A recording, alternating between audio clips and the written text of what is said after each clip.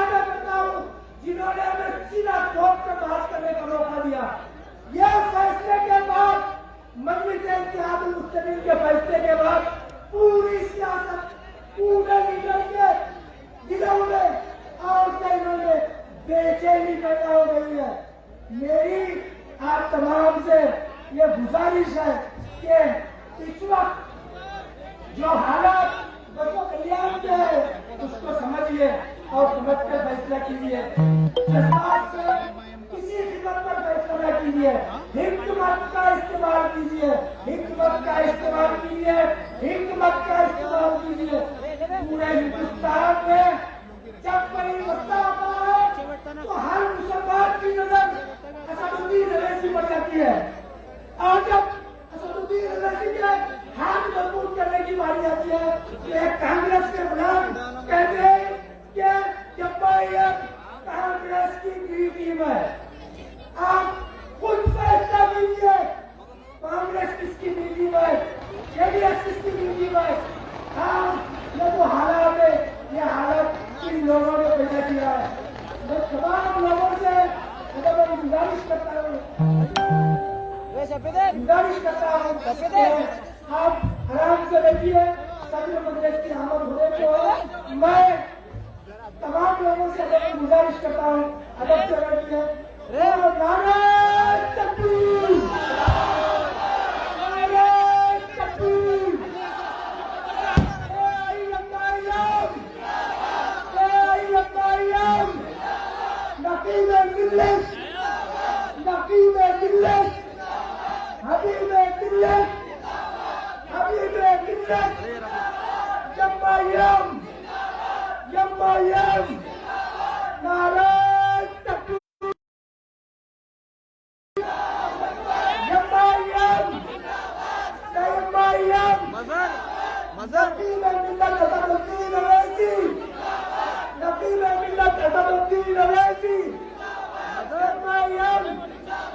मैं स्टेज पर इंडिया से भगवान साहब का इस्तेमाल करता हूँ।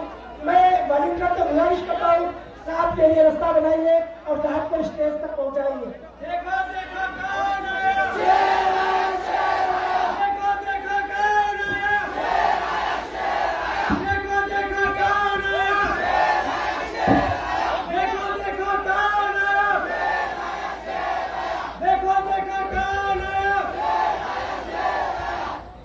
मजलिस-ए-इत्तेहादुल मुस्लिमीन जिंदाबाद, जिंदाबाद, जिंदाबाद, बैरिस्टर असदुद्दीन अवैसी जिंदाबाद, नारे तकबीर, अल्लाहू अकबर, नारे तकबीर, अल्लाहू अकबर, नारे तकबीर, बैरिस्टर असदुद्दीन अवैसी, बैरिस्टर असदुद्दीन अवैसी,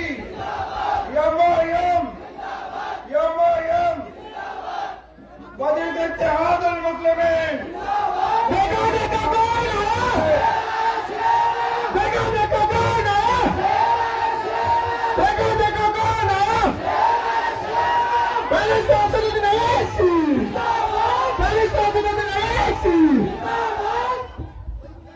यम सदर मोहतरम जो जलसागाह में तशरीफ ला चुके हैं। मैं अभी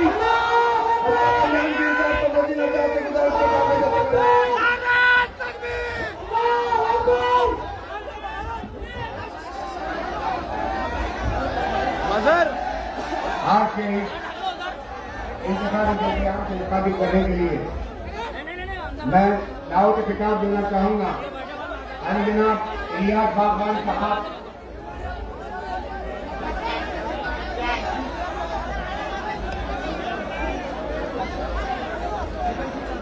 आगे जनाब असद मस्तवी साहब आपको इस जैसे से मुखातिब करेंगे।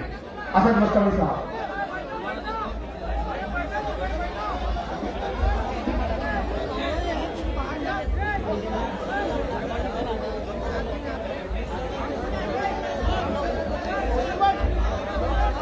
भीड़ के माहौल में रहकर भी तन्हा कौन है, भीड़ के माहौल में रहकर भी तन्हा कौन है।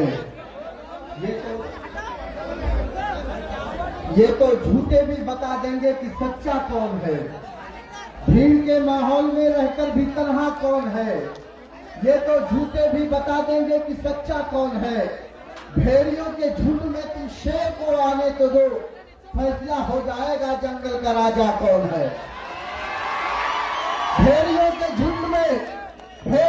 झुंड में तुम शेर को आने तो दो, फैसला हो जाएगा जंगल का राजा कौन है। शहनशीन पर तशरीफ फरमा कायदे मिल्लत हम सब के बड़े मोहतरम ऑल इंडिया मजलिस इत्तेहाद मुस्लिमीन के सर बैरिस्टर सदुद्दीन अवैसी साहब और आज के आपके हम अजीज उम्मीदवार मेरे बड़े भाई जनाब अब्दुल रज़्ज़ाक बाबा चौधरी साहब। हाज़िरीन गिरामी, वक्त बहुत कम है, बहुत मुख्तसर खिताब होना है। मैं सिर्फ आपसे गुजारिश ये करने आया हूँ, ये जो दौर है ये इलेक्शन का दौर है। इस दौर में जिधर पार्टियां आपके गलियों में आएंगे, आपके घरों में आएंगे, आपके पूछों में आएंगे, आपसे वादे करेंगे, आपको बहलाने और फुसलाने की कोशिश करेंगे, आपके वोटों को खराब करने की कोशिश करेंगे। लिहाजा आप अपने वोटों को खराब होने से बचाइएगा और एक ऐसे उम्मीदवार को आज 17 तारीख को कामयाब कीजिएगा जो आपके दुख को अपना दुख समझता हो, जो आपके दर्द को अपना दर्द समझता हो, जो आपकी एक आवाज पर लब्बैक कहता हुआ ये ना देखे कि दिन है या रात है, धूप है या बरसात है, जब जब आपसे आवाज दे वो आपकी खिदमत में हाजिर हो जाए। हाज़िरीन गिरामी, आपके हर अजीज उम्मीदवार बाबा चौधरी साहब, मैं अल्लाह ने इतनी तौफीक दी है हल्का तस्वा कल्याण के लिए कि उन्होंने जब जब आपने आवाज दिया उन्होंने आपकी खिदमत हमेशा की है आपकी आवाज पर। सिर्फ इलेक्शन के दौर में नहीं, इलेक्शन से पहले भी जब जब लोगों पर मुसीबतें आई हैं, चाहे वो कोरोना का दौर हो, कोरोना के दौर में जब लोगों को राशन की परेशानियां हो रही थी, जब लोगों को खाने और पीने की दिक्कतें हो रही थी, बाबा चौधरी साहब ने ऐलान किया जिसको जरूरत हो एक मरतबा बाबा चौधरी को आवाज दे। बाबा चौधरी खुद अपने पैरों पर चलकर तमाम लोगों की खिदमत में हाजिर हो जाएगा। हाज़िरीन गिरामी, मैं बुनियादी तौर पर शामिल हूँ आप लोगों की इस जज्बे को देखते हुए, आप लोगों की मोहब्बतों को देखते हुए मैं 4 मिसरे कहना चाहता हूँ। अगर शेर सच्चे हो तो तमाम लोग मेरी आवाज से आवाज मिलाए। पेश करता हूँ आप लाना फरमाए। जिसे इस शहर के सब नौजवान हीरो बताते हैं, और जिसके नाम का नारा सभी मिलकर लगाते हैं, और जिसके नाम का नारा सभी मिलकर लगाते हैं, जिसे इस शहर के सब नौजवान हीरो बताते हैं, उसे मुल्क के सौदागर तुम क्या हराओगे, उसे मुल्क के सौदागर तुम क्या हराओगे, जिसे इस शहर के सब लोग पलकों पर बिठाते हैं, जिसे इस शहर के सब लोग पलकों पर बिठाते हैं। और आखिर में एक अपील के साथ 4 दूसरे पर अपनी जगह लेता हूँ। वो अपील अगर आपके दिलों पर दस्तक दे तो आप मेरी आवाज से आवाज मिलाइएगा। फजा में जहर घोले वो तो ये तासीर बदलेंगे, फजा में जहर घोले वो तो ये तासीर बदलेंगे, जमाने की है जितनी सब गलत तस्वीर बदलेंगे, जमाने की है जितनी सब गलत तस्वीर बदलेंगे, जिताओगे जो बाबा चौधरी को आप सब मिलकर, जिताओगे जो बाबा चौधरी को आप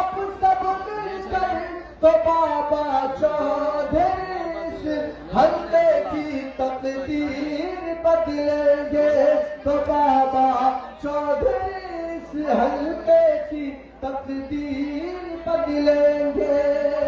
बहुत शुक्रिया।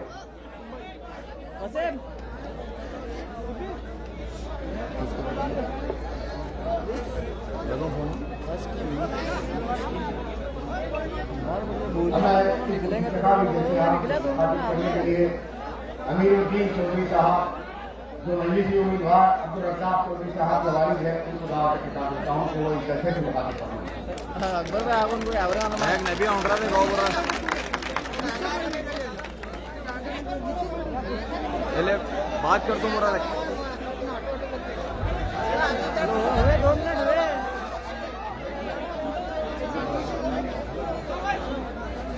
निकले मेरे को क्या बोला तो निकले बोला उन्होंने निकले मेरे फोन आया तो निकले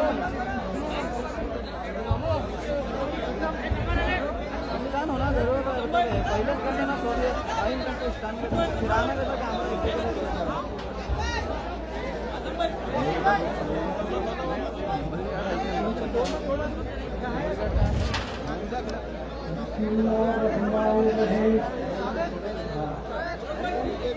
अस्सलाम वालेकुम मेरे भाइयों, आज हमारे और आपके हाजी अजीज आली जनाब मेंबर ऑफ पार्लियामेंट तो वहाँ उमर मस्जिद के पास जो सर 10 हाँ उमर मस्जिद के बाजू में घर एमआईएम के एएमआईएम के अर्जुन जो सदर कर रहे थे और मेरे स्टेट के जो भी भाई बैठे हुए हैं। हाँ मैं आ रहा हूँ आधे घंटे में शादी खाने को। जो मेरा आवाज तो 2 दिन बहुत हो गया है, लेकिन मेरे भाइयों आज तो उधर हमारे बाबा हुसैन साहब जो हमको वक्त देकर आज इस जलसे को कामयाब करने में उनका तहे दिल से शुक्रिया अदा करता हूँ। और साथ ही साथ मैं हर मुसलमान भाइयों से मैं अपील करता हूँ कि ये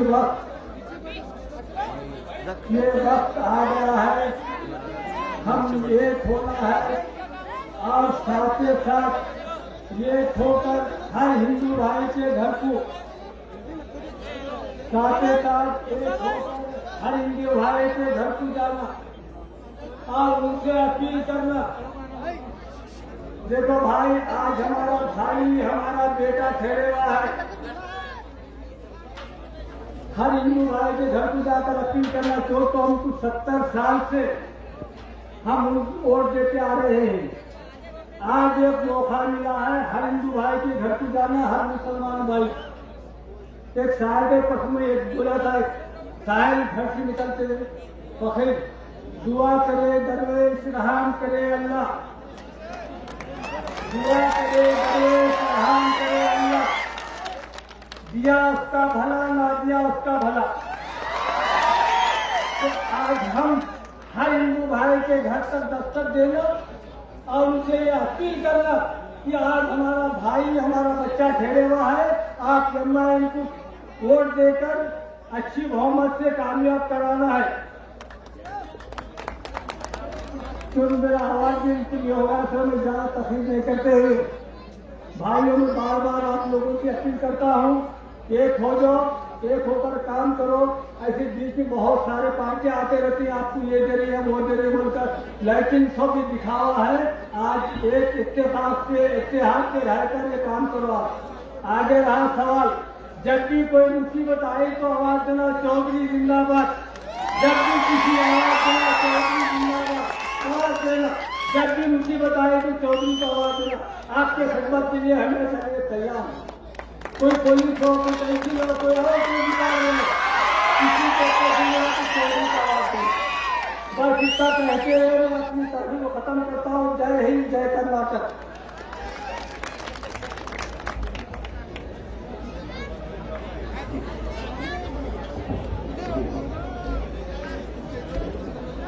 अब इस जलसे की कार्रवाई को आगे बढ़ाते हुए मोहतरम उस्मान गनी साहब जो कर्नाटक रियासत के मजलिस इत्तेहाद मुस्लिमीन के सदर है, मैं उनको दावत खिताब देता हूं कि आए वो इस जलसे से मुखातिब फरमाए। उस्मान गनी साहब।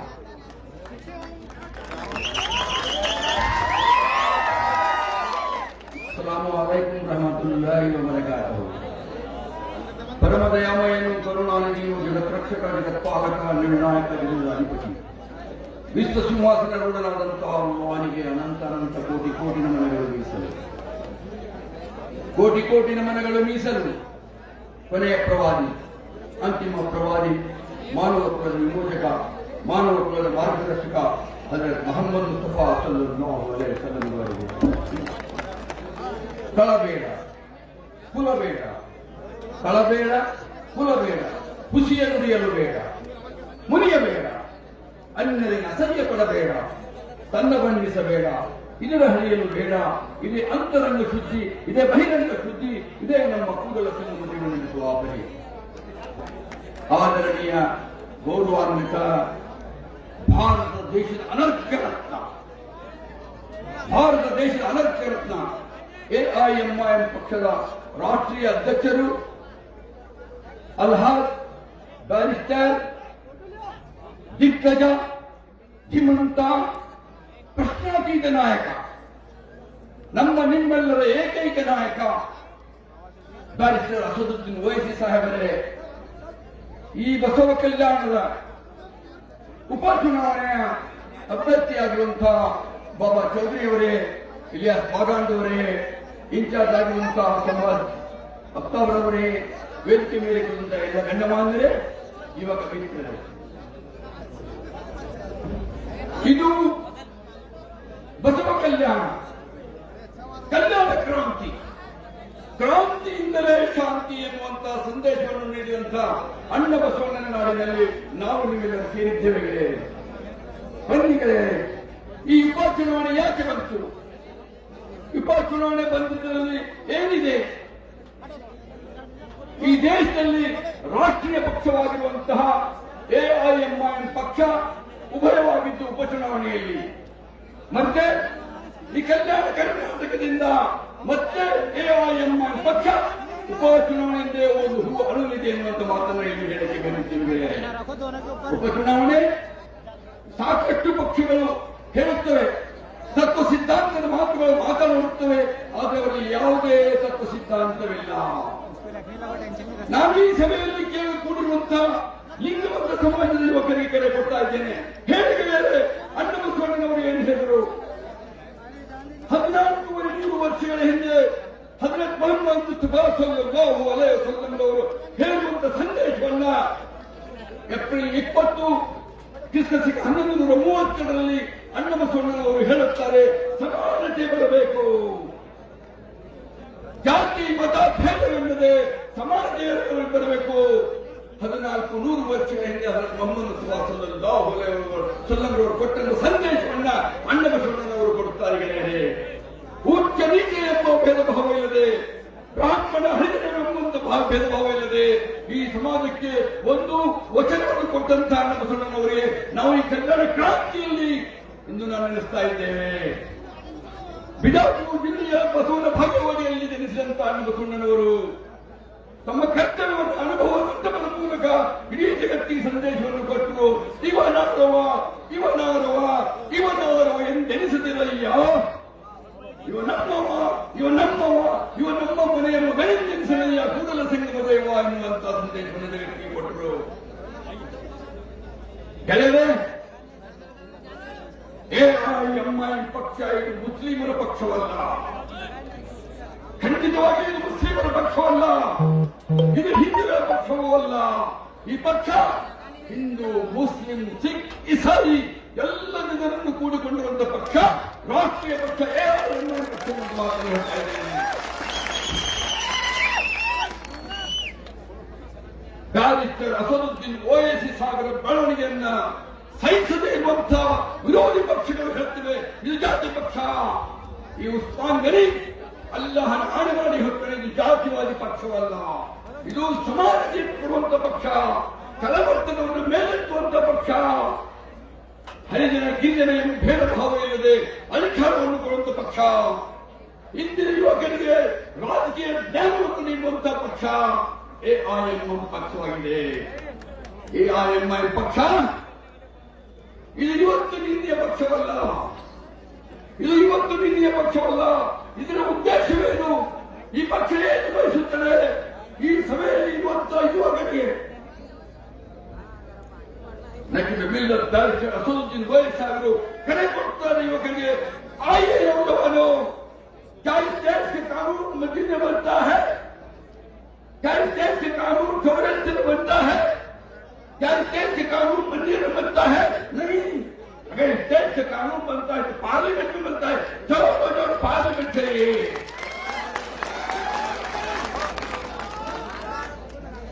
ಇಂದು ಯುವಕರಿಗೆ ಒಂದು ರಾಜಕೀಯ ತಾಕತ್ತೆ, ಒಂದು ರಾಜಕೀಯ ಅನುಭವ. ಹಜರತ್ ಮೊಹಮ್ಮದ್ ಮುಸ್ತಫಾ ಸಲ್ಲಲ್ಲಾಹು ಅಲೈಹಿ ವಸಲ್ಲಂ ಅವರ ಶಿಷ್ಟಾಚಾರಗಳನ್ನು ಅಳವಡಿಸುವಂತ ಪಕ್ಷ ಈ ದೇಶದಲ್ಲಿ ಯಾವುದಾದರೂ ಇದ್ದರೆ ಅದು ಎಐಎಂಐ ಪಕ್ಷ ಎನ್ನುವಂತ ಮಾತನ್ನು ನಾನು ಇಲ್ಲಿ ಹೇಳಲಿಕ್ಕೆ ಇಟ್ಕೊಳ್ತಾ ಇದ್ದೇನೆ. ನಾನು ಯುವಕರಿಗೆ ಬೆಲೆ ಕೊಡ್ತಾ ಇದ್ದೇನೆ. ನಾನು ಭಾಷಣವನ್ನು ಕೇಳಲಿಕ್ಕೆ ಬಂದಿದ್ದೇನೆ, ನಮ್ಮ ನಾಯಕರ ಭಾಷಣವನ್ನು ಕೇಳಲಿಕ್ಕೆ ಬಂದಿದ್ದೇನೆ. ತಾವೆಲ್ಲರೂ ಕೇವಲ ವಾಟ್ಸಪ್ ನೋಡಿ ವಾಹವ ವಾಹವ ಅನ್ನುವುದರಿಂದ ಆಗುವುದಿಲ್ಲ. ಇದು ಪ್ರಜಾಪ್ರಭುತ್ವ ದೇಶ. ಈ ದೇಶದಲ್ಲಿ ಅಧರ್ಮದ ವಿರುದ್ಧ, ಅನ್ಯಾಯದ ವಿರುದ್ಧ, ಅವಿವೇಕಿಗಳ ವಿರುದ್ಧ ಯುದ್ಧ ಮಾಡಲಿಕ್ಕೆ ಅವಕಾಶವಿಲ್ಲ. ಈ ದೇಶದಲ್ಲಿ ನಾವು ಬಯಸುವಂತ ಪಕ್ಷಕ್ಕೆ, ನಾವು ಮೆಚ್ಚುವಂತ ಪಕ್ಷಕ್ಕೆ, ನಾವು ಮೆಚ್ಚುವಂತ ವ್ಯಕ್ತಿಗೆ ಮತವನ್ನು ಹಾಕಿ ನಮ್ಮ ಮನಸ್ಸಿನ ವಿಚಾರವನ್ನು ವ್ಯಕ್ತಪಡಿಸುವಂತಹ ದೇಶ ಪ್ರಜಾಪ್ರಭುತ್ವ ದೇಶವಾಗಿದೆ. ಗೆಳೆಯರೇ, ಈ ದೇಶ ಹಿಂದೂಗಳ ದೇಶವಲ್ಲ. ಈ ದೇಶ ಯಾರಪ್ಪನ ಈ ಜಾಗೀರಿ ಅಲ್ಲ. ಈ ದೇಶ ದುಡ್ಡು ಕೊಟ್ಟು ಖರೀದಿಸಿದಂತ ದೇಶವಲ್ಲ. ಈ ದೇಶ ನಮ್ಮ ತಾತ ಮುಖ್ಯರು ರಕ್ತವನ್ನು ಹರಿಸಿ ಈ ದೇಶಕ್ಕೆ ಸುಗಂಧಗೊಳಿಸಿದಂತ ದೇಶ. ಈ ದೇಶ ನಮ್ಮ ದೇಶ. ಇದರ ವಯಸ್ಸು ನಮ್ಮ ವಯಸ್ಸು, ಇದರ ಕೆಣಕು ನಮ್ಮ ಕೆಣಕಾಗಿದೆ. ಬನ್ನಿ ಗೆಳೆಯರೇ, ಬನ್ನಿ. ನೀವು ಸ್ವಲ್ಪ ಹಣಕ್ಕಾಗಿ, ಸ್ವಲ್ಪ ಸರಾಯಿಗಾಗಿ ಯಾರಿಗೂ ಹೆದರಬೇಕಾಗಿಲ್ಲ. ನಾವು ಯಾರಿಗೂ ಹೆದರಬೇಕಾಗಿಲ್ಲ. ನಾವು ಹೆದರುವುದು ಯಾರಿಗೆ? ನಾವು ಜಾತಿಯಿಂದ ಮುಸ್ಲಿಮರು ಅಶೋಕಲ್ಲೋ ಇಲ್ಲೋ ಅಶೋಕನ ಮಹತ್ವದ ರಸೂಲಲ್ಲೋ ಅಂತ ಇಸ್ಲಾಮಿನ ಮೂಲ ಮಂತ್ರವನ್ನು ಸ್ಮರಿಸುವವರು ನಾವಾಗಿದ್ದೇವೆ. ನಮಗೆ ಯಾವ ಹಂಚಿಕೆಗಳಿಲ್ಲ, ನಮಗೆ ಯಾವುದು ಕೊಲ್ಲಲಿಕ್ಕೆ ಸಾಧ್ಯವಿಲ್ಲ. ಆದರೆ ಯುವಕರೇ, ನೀವು ಕೇವಲ ವಾಟ್ಸಪ್ ನೋಡಿ, ನಿಲ್ಲತೋರು ಭಾಷಣಕ್ಕೆ ಸಂತೋಷ ಪಡುವುದರಿಂದ ನಿಮಗೆ ಅಧಿಕಾರ ಬರುವುದಿಲ್ಲ. ಸಂತೋಷ ಪಡುವುದರಿಂದ ನಿಮಗೆ ಅಧಿಕಾರ ಬರುವುದಿಲ್ಲ. ಡಾಕ್ಟರ್ ಬಾಬಾ ಸಾಹೇಬ್ ಅಂಬೇಡ್ಕರ್ ಅವರು ಹೇಳ್ತಾರೆ, ಸುಮ್ಮನೆ ಕುಂತರೆ ಸುಲಿಗೆ ತಪ್ಪಲು, ಸುಮ್ಮನೆ ಕುಂತರೆ ಸುಲಿಗೆ ತಪ್ಪಲು, ಹಿಡಿದೆತ್ತರಕ್ಕೆ ನಿಮ್ಮದು. ಏನಿದೆ ಬಂದಿದೆ ಬಸವಣ್ಣನ ಕಲ್ಯಾಣ ಕ್ರಾಂತಿ. ಇದು ಕ್ರಾಂತಿಯಿಂದಲೇ ಶಾಂತಿ. ಜಗಜ್ಯೋತಿ ಬಸವಣ್ಣನವರು ಹೇಳ್ತಾರೆ, ಕ್ರಾಂತಿಯಿಂದಲೇ ಶಾಂತಿ. ದಯೆ ಧರ್ಮದ ಮೂಲವಯ್ಯ, ದಯೆಯಿಲ್ಲದ ಧರ್ಮದ ಉದಯ. ಇಸ್ಲಾಂ ಧರ್ಮದ ಸಂದೇಶ 1400 ವರ್ಷಗಳ ಮೊಹಮ್ಮದ್ ಮುಸ್ತಫಾ ಸಲ್ಲಲ್ಲಾಹು ಅಲೈಹಿ ವಸಲ್ಲಂ ಕೊಟ್ಟರ ಸಂದೇಶವನ್ನ ಅನ್ನಬಸವಣ್ಣವರು ಹೇಳ್ತಾರೆ, ದಯೆ ಧರ್ಮದ ಮೂಲವಯ್ಯ, ದಯೆಯಿಲ್ಲದ ಧರ್ಮದ ಉದಯ. ಬನ್ನಿದೆ, ನೀವು ತಿಳಿದುಕೊಳ್ಳದೆ ಹೋದರೆ ಈ ದೇಶದಲ್ಲಿ ಅತ್ಯಾಧಿಗಳು, ಅವಿವೇಕಿಗಳು ಈ ದೇಶವನ್ನು ರಾಜ್ಯಭಾರ ಮಾಡುತ್ತಾರೆ. ಆದರೆ ಅಸದುದ್ದೀನ್ ವಯಸ್ಸಾಗದ ಕೈಬರ ಬಳಸುವಾಗಲಾಗದೆ ನಾವು ಅವರ ಪಕ್ಷದ ವಿರುದ್ಧ ಗಾಳಿಪಟಕ್ಕೆ ಮತವನ್ನು ಕೊಡಬೇಕು. ರಸ್ತೆಯಲ್ಲಿ ನಿಂತು ಚೀರಿದರೆ ಯಾರು ಕೇಳುವುದಿಲ್ಲ, ರಸ್ತೆಯಲ್ಲಿ ನಿಂತು ಮಾತಾಡಿದರೆ ಯಾರು ಕೇಳುವುದಿಲ್ಲ. ಪಾರ್ಲಿಮೆಂಟ್ ನಮ್ಮ ಧ್ವನಿಯನ್ನು ಹೇಳಬೇಕು, ವಿಧಾನಸಭೆಯಲ್ಲಿ ನಮ್ಮ ಧ್ವನಿಯನ್ನು ಹೇಳಬೇಕು. ನಾನು ಎಲ್ಲ ಯುವಕರಿಗೆ ಕರೆ ಕೊಡ್ತಾ ಇದ್ದೇನೆ, ಕೇವಲ ವಾಟ್ಸಪ್ ಮೂಲಕ ನೋಡಿ ಸಂತೋಷ ಪಡಬೇಡಿ. ನೀವೆಲ್ಲರೂ ನಿಮ್ಮ ಪವಿತ್ರವಾದ ಮುಖವನ್ನ ಗಾಳಿಪಟಕ್ಕೆ ಕೊಡಬೇಕು. ಕೊನೆಯದಾಗಿ ಒಂದು ಮಾತನ್ನು ಹೇಳಿ ನನ್ನ ಭಾಷೆ ಮುಕ್ತಾಯ ಮಾಡುತ್ತೇನೆ. जवानों जवानों बोल सकते हैं तो बोलो रुख जमाने का, अगर तुम्हें ताकत नहीं हो तो तुम नौजवान हो.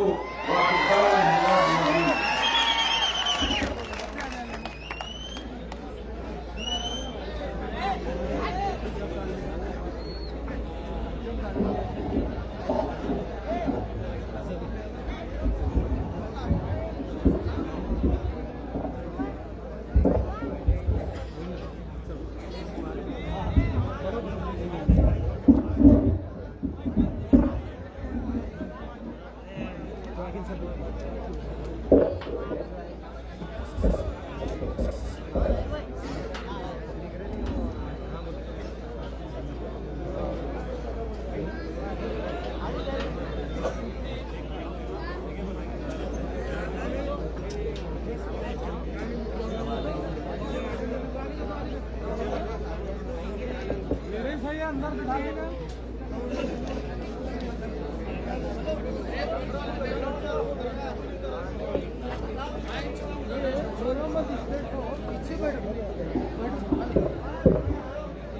हमने जितने भी कागज बारे बताते हुए आज जनाब इलियास खान साहब जो गुलबर्गा के नॉर्थ के आने वाले इंतखाबात के मंजिल इत्तेहाद मुस्लिमीन जो उम्मीदवार है उनको दावत खिताब देता हूं कर आए इस जगह में मुखातिब करो।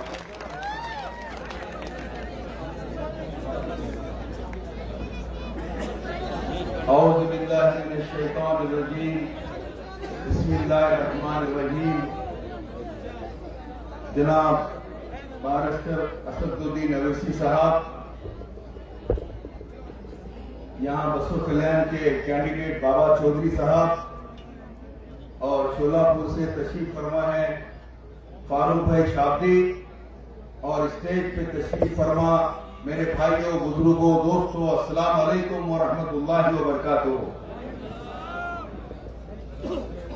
अल्लाह का फजल है, अल्लाह का करोड़ों फजल है, अल्लाह का एहसान है। अल्लाह ने हमें सही जमात में शामिल किया। आज भी हमारे भाई लोग नहीं समझ रहे हैं, भटके हुए हैं। दुआ कीजिए अल्लाह उनको हिदायत दे, एक जमात में शामिल हो जाए। और आज के हालात के हिसाब से, आज के हिंदुस्तान के माहौल के हिसाब से बारिस्टर असदुद्दीन अवैसी साहब के हाथ मजबूत करना बहुत जरूरी है। हमारे मिल्लत के मफाद में अगर कोई हिंदुस्तान के अंदर बात कर सकते हैं तो वो सिर्फ असदुद्दीन अवैसी साहब हैं। आप पार्लियामेंट में देख चुके हैं, सिर्फ एक ही आवाज आती है, वो असदुद्दीन अवैसी की आवाज आती है। चाहे वो 3 तलाक का मामला हो, हर कोई मसला हो, सिर्फ असदुद्दीन अवैसी साहब ही आवाज उठाते हैं। और भी कई हमारे मुस्लिम कायद हैं लेकिन खामोश रहते हैं, तमाशा देखते हैं, क्योंकि उनकी पार्टी के गुलाम है। इनकी पार्टी बोलेंगे तो बोलेंगे, इनकी पार्टी खामोश रहने के लिए कहेंगे तो खामोश रहेंगे। ऐसी भी कोई जिंदगी है? आप हम समझते हैं वो हमारे लीडर हैं, लेकिन उनके दिल से पूछिए, वो अपने आप से कहते हैं मैं गुलाम हूं, पार्टी का गुलाम हूं, मैं लीडर नहीं हूं। ऐसी जिंदगी से क्या जिंदगी है बताइए। आज जब मैं एमआईएम ज्वाइन हुआ, मेरे में हिम्मत आ गई, मेरे में ताकत आ गई। मैं अपने आप को एक जिम्मेदार, एक लीडर समझने लगा हूं कि मैं कुछ काम करूंगा। जब वो पार्टी में था, कांग्रेस में, मेरे को ऐसा महसूस होता था मैं गुलाम हूं, मैं फॉलोअर हूं, मैं वर्कर हूं, यह महसूस होता था। आज एमआईएम में आने के बाद मुझे हिम्मत आ गई और काम करने का गुस्सा भी बढ़ गई है। ये चीज हमारे भाइयों को समझाना है, खास तौर पे कांग्रेसी भाइयों को। एक शिकारी था, जंगल में शिकार के लिए गया और जाके कुछ तीतरों को पकड़ के लेके आया। वो तीतरों को काजू, किशमिश, बादाम खिलाकर उनको पाल के ट्रेनिंग दिया। फिर वो तीतरों को लेकर जंगल में गया। जंगल में जाके वो तीतरों को छोड़ दिया, जाला बिछा दिया। वो जब तीतरे को ट्रेनिंग दिया था, वो तीतरे जो है ना जाके जंगल में पुकारना शुरू करे। जब पुकारना शुरू करे तो दूसरे तीतरों ने देखा कि भी हमारी कौम के लोग हमें बुला रहे हैं, क्या बात है। सब तीतर जमा हो गए। वो तीतर जमा होने के बाद फौरन जाला डाल के वो तीतरों को पकड़ के घर लाके पूरा काट के जुबा करके बेच के खा लिया। हम आज पार्टियों के लिए ऐसे तीतर बने हुए हैं जो काजू किशमिश खिलाकर, हमको भटकाकर, आप लोगों को कांग्रेस पार्टी हो, चाहे जनता दल हो, चाहे बीजेपी हो, ये पार्टियों में बुलाने के लिए हम जैसे लोगों को, मैं किसी का नाम ले लेना चाहता, ऐसे ऐसे लोगों के आपके सामने लाकर ये लोगों को जो है अपनी पार्टी में शामिल कराकर यहाँ पे जो है इख्तिदार वो लोग करेंगे और हम लोग खाली वोट डालेंगे, खाली वर्कर रहेंगे। मैं देखा हूं 70-70 साल से, 60-60 साल से खाली हाथ बन के गुलामी कर रहे हैं। ये कोई जिंदगी है? भाइयों, बुजुर्गों, दोस्तों, जितने भी मेरे कांग्रेस के भाइयों हैं, जितने भी मेरे कांग्रेस के लोग हैं, मेरी गुजारिश है, एक अच्छा मौका है, अल्लाह ने ऐसा मौका दिया है। आजादी के बाद से पहली बार ऐसा हमको कायद मिला है, पहली बार ऐसा कायद मिला है कि कायद के हाथ मजबूत करो। इंशाअल्लाह सारी दुनिया में और सारे हिंदुस्तान में सब जगह हम इंशाअल्लाह जो है सर बुलंद रहेंगे, तरक्की करेंगे, आगे बढ़ेंगे। हमारा हक हमको मिलेगा, ना कांग्रेस में हमको हमारा हक मिलेगा, ना जनता दल में हमको हमारा हक मिलेगा। हमारा हक मिलेगा सिर्फ एमआईएम में हमारा हक मिलेगा, क्योंकि हम लोग हमारी तादाद के हिसाब से हमारे को इख्तियार नहीं मिलेगा और कोई पार्टी में। इंशाअल्लाह हम एमआईएम में रहेंगे, असद साहब के हाथ मजबूत करेंगे इंशाअल्लाह। फिर और कोई मौके पे इंशाअल्लाह मैं और कुछ बातें करने वाला हूँ। अभी वक्त कम है, काफी भीड़ है, जगह कम है और यहाँ पे जो है परमिशन के लिए तकलीफ दे रहे हैं हमें। इंशाअल्लाह बहुत जल्द हमारी परेशानी तकलीफ दूर होगी इंशाअल्लाह। कर्नाटक में 2023 में कम से कम 20 से 25 एमएलए इंशाअल्लाह कर्नाटक में जिताएंगे इंशाअल्लाह। और ये 224 पे हमारा 15-20 एमएलए काफी है इंशाअल्लाह, लेकिन दूर नहीं है इंशाअल्लाह। फिर इंशाअल्लाह फिर कभी और मौके पे बात करूंगा। मुझे बोलने का मौका दिया गया, साहब का हुक्म था, मैं बोला हूँ। ये सूरज है, हम चिराग है, साहब के सामने क्या बोलना लग कुशाई हो जाएगी इंशाअल्लाह। कुछ बोला तो माफी चाहता हूँ इंशाअल्लाह। अस्सलाम।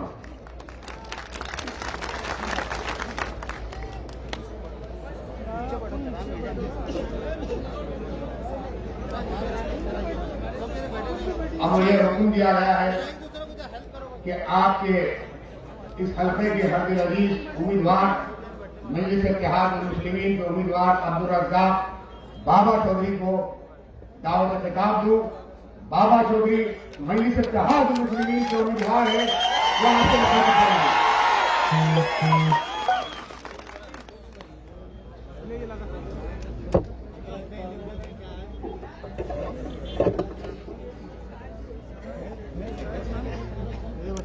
हमारे नकीब मिल्लत जनाब बैरिस्टर असदुद्दीन अवैसी साहब और स्टेज पर बैठे हुए तमाम मेहमान, बाहर से आए हुए तमाम मेहमान और मेरे प्यारे दोस्तों, अस्सलाम वालेकुम।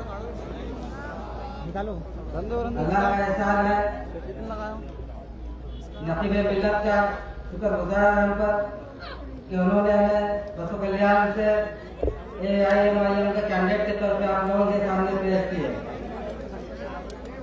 आप लोगों के सामने और भी कैंडिडेट हैं जिनको एमएलए का लाभ फॉर्म क्या है नहीं मालूम।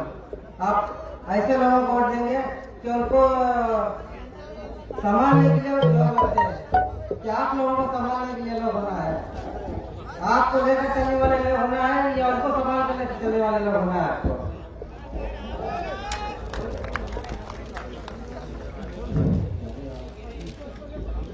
जितने भी दूसरे पार्टी के कैंडिडेट हैं उनकी हालत तो ऐसे उनको खुद संभालने के लिए दूसरे लोग लगते हैं, तो आपको क्या संभालेंगे वो लोग।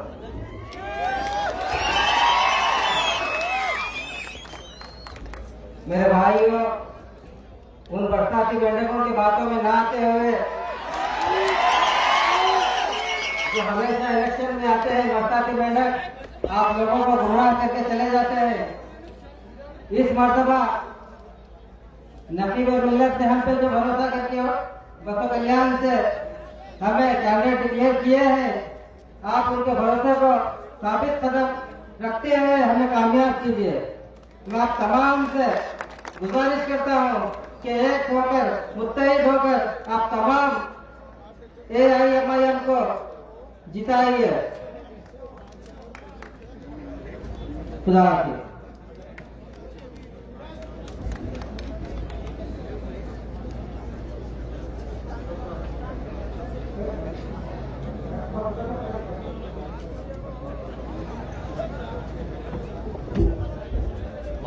अब मैं दावत खिताब देता हूँ फारूक साहब जो सोलापुर के मजलिस इत्तेहाद मुस्लिमीन से ताल्लुक रखते हैं, आए इस इंतखाबी मजलिस के इंतखाबी जलसेआम से मुखातिब करें। फारूक साहब।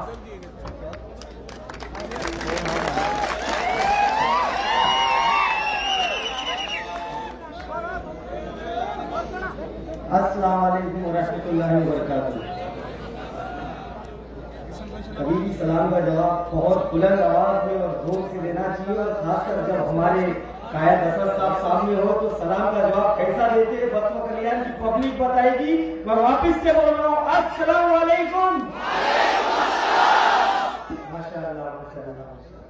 ये है मजलिस की ताकत, ये है जमात की ताकत।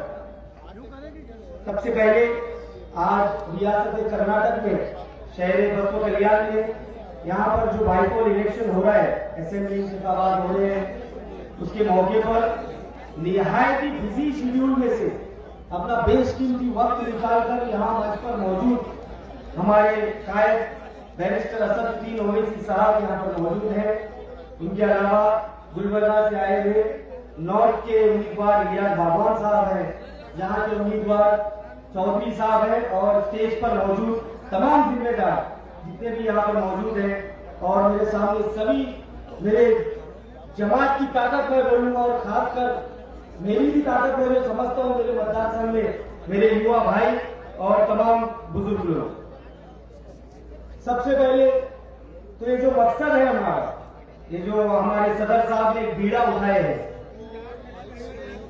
पूरे हिंदुस्तान में मजलिस पार्टी को मजबूत करने का, जिसका सिलसिला हैदराबाद से शुरू हुआ। और कुछ साल पहले लोग ये बोलते थे कि ये पार्टी सिर्फ हैदराबाद तक सीमित है, हैदराबाद की पार्टी है, जिसको गलत ठहराने के लिए और जिसको गलत ठहराते हुए हमारे सदर साहब ने पूरे हिंदुस्तान में अपनी जड़ें फैला दी है, जिसका एक जीता जागता सबूत अभी आप लोगों को बिहार इलेक्शन से मिला होगा। बिहार में अल्हम्दुलिल्लाह अल्हम्दुलिल्लाह हमारे 5 उम्मीदवार जीत के आए हैं, तो एक बहुत बड़ी कामयाबी है हम लोगों की। उसके बाद एक सबसे बड़ा जो मैं समझूंगा कारनामा जमात ने अंजाम दी है, वो ये कि सदर साहब नरेंद्र मोदी के गढ़ में जाके हमारे सदर से है कि कोई भी हो, पार्टी छोटी हो या बड़ी हो, इंसान के अंदर एक हौसला होना चाहिए, एक जज्बा होना चाहिए, जो मुझे माशाअल्लाह अल्लाह के करम से आप लोगों के बीच में दिख रहा है। तो हम लोग यहाँ पर इसीलिए आए हैं, इसीलिए आज इस जलसे को अंजाम दे रहे हैं कि आप लोगों में भी ये जज्बा जागे, और आप लोग आने वाली 17 तारीख को जब मतदान का दिन है, उस दिन खुद अपने घर वालों के साथ यहाँ से अपने अपने घर से निकले और पतंग का बटन दबाकर पतंग को बसवा कल्याण में इतना ऊंचा उड़ाए, इतना ऊंचा उड़ाए कि दूसरी पार्टियों को मांझा ही नहीं पहुंच सका। हमारी पतंग उड़ेगी ना इंशाअल्लाह। बस ये शुरुआत है, आगे आगे देखिए रियासत कर्नाटक में होता है क्या। मैं खुद महाराष्ट्र के सोलापुर से आया हूं। मैं मिसाल देना चाहूंगा आप लोगों को, जब महाराष्ट्र में बैरिस्टर असदुद्दीन ओवैसी साहब ने हमारे खासदार जो आज के खासदार है इम्तियाज जलील साहब, उनको टिकट दिए मेंबर ऑफ पार्लियामेंट इलेक्शन के लिए, तो लोग ये बोलते थे अरे एक खासदार जीत को क्या कर लिए, एक क्या से क्या होता है। लेकिन गए हफ्ते में हमारे औरंगाबाद के खासदार इम्तियाज जलील साहब ने ऐसे कारनामे को अंजाम दिया जिसकी वजह से वहां पर जो लॉकडाउन होने वाला था जबरदस्ती का, उसको सरकार को कैंसिल करना पड़ा। यह है मजलिस की ताकत। ये ऐसी जमात है, ये ऐसी जमात है जो हम जैसे गूंगों को बोलना सिखाती है। सबको बोलना चाहिए क्या नहीं बोलना चाहिए, अपने हक की आवाज उठाना चाहिए क्या नहीं चाहिए। जो इसको गलत मानता है तो हाँ हम गलती करेंगे, जरूर करेंगे और बार बार करेंगे, लेकिन अब हम नहीं मानने वाले। अगर आप हमारा वोट लेकर पावर में आते हो, पावर में आने के बाद अगर हमको याद रखते, हमारे जो भी मसले मसाइल हैं उसके लिए असेंबली में या पार्लियामेंट में आवाज उठाते, तो मैं नहीं समझता कि हमारे सदर साहब भी आज यहाँ पर आके ये चीज कर रहे होते। लेकिन वोट हमारा, राज तुम्हारा और जुल्म हम पर, ये चीज को बर्दाश्त नहीं करते। असद साहब ने जो फौज बनाई है इंशाअल्लाह, उस फौज को आगे लेके जाने का जिम्मा हम सबके हाथ में है। और अल्लाह ने चाहा तो इस 17 तारीख को हम जो ये इलेक्शन है, ये मैं ये बोलना चाहूंगा, ये 17 तारीख नहीं, ये तारीख की तारीख बनेगी इंशाल्लाह। जिस दिन 2 तारीख को यहाँ के रिजल्ट निकलेंगे, उस दिन एमआईएम के लिए कर्नाटक की रियासत में यहाँ के दरवाजे खुल जाएंगे। और एक बार दरवाजा खुल गया, एक बार मजलिस की एंट्री हो गई इंशाल्लाह, तो हम लोगों को कोई नहीं रोक सकता। मेरी आप लोगों से यही अपील है कि बस हुआ, जुल्म सहने की भी एक हद होती है। आज हम लोग एक आजाद देश में रहते हैं, लेकिन कब तक हम गुलामी करते रहेंगे? अरे और वो भी क्यों डरे जब हमारे पीछे असद साहब जैसे शेर का हाथ है, इंशाल्लाह हमेशा साथ में रहेगा। तो बस मैं आप तमाम लोगों से गुजारिश करता हूं कि आने वाली 17 तारीख को बराए मेहरबानी अल्लाह के वास्ते, बगैर कोई बहकावे में आए, बगैर कोई लालच में आए, इलेक्शन के 2 दिन पहले हमारे सोलापुर में बोलते पेट्रोल चोर होंगे, पेट्रोल चोर निकलते बोलते, आके नजूमियत करते हैं 2-4 दिन पहले, अरे उसे वोट डाले तो उन्हें आता, उन्हें आता, उन्हें आता, उन्हें आता करके। वो जो भी आएंगे वो लोग, उनको बोलना कौन भी आता कि नहीं, जाता कि नहीं, हमारे को क्या लेने देने का नहीं है, हम सिर्फ और सिर्फ बटन का बटन दबाएंगे इंशाअल्लाह। बस अभी हमारे सदर साहब भी यहाँ पर बोलना, अभी आएंगे बोलने के लिए, मुझे यहाँ पर बोलने का मौका दिया गया।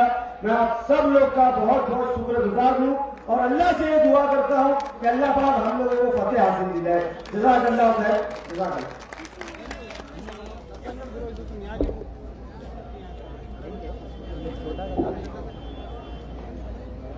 अब बगैर जो ताकीद के निहायत एहतराम के साथ कौमी सदर इत्तेहाद मुस्लिमीन नकीब मिल्लत अल-जलाल आज डेरे नसरुद्दीन अली साहब को नारे तकबीर में हमें खिताब देने के लिए जमानत करूंगा। नारे तकबीर, मजलिस इत्तेहाद मुस्लिमीन नकीब मिल्लत।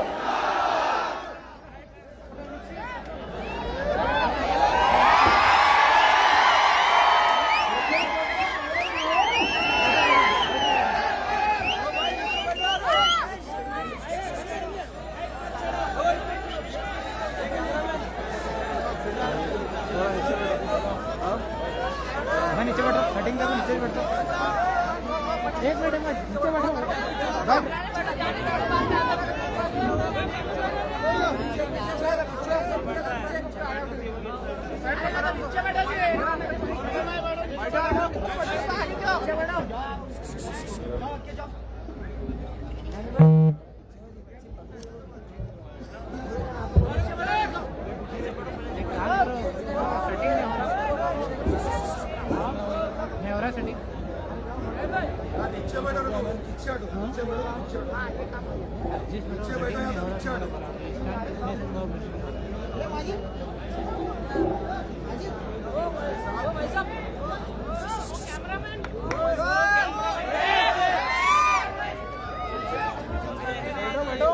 औज़ुबिल्लाहिमिनश्शैतानिर्रजीम, बिस्मिल्लाहिर्रहमानिर्रहीम, अस्सलामु अलैकुम व रहमतुल्लाहि व बरकातुहू।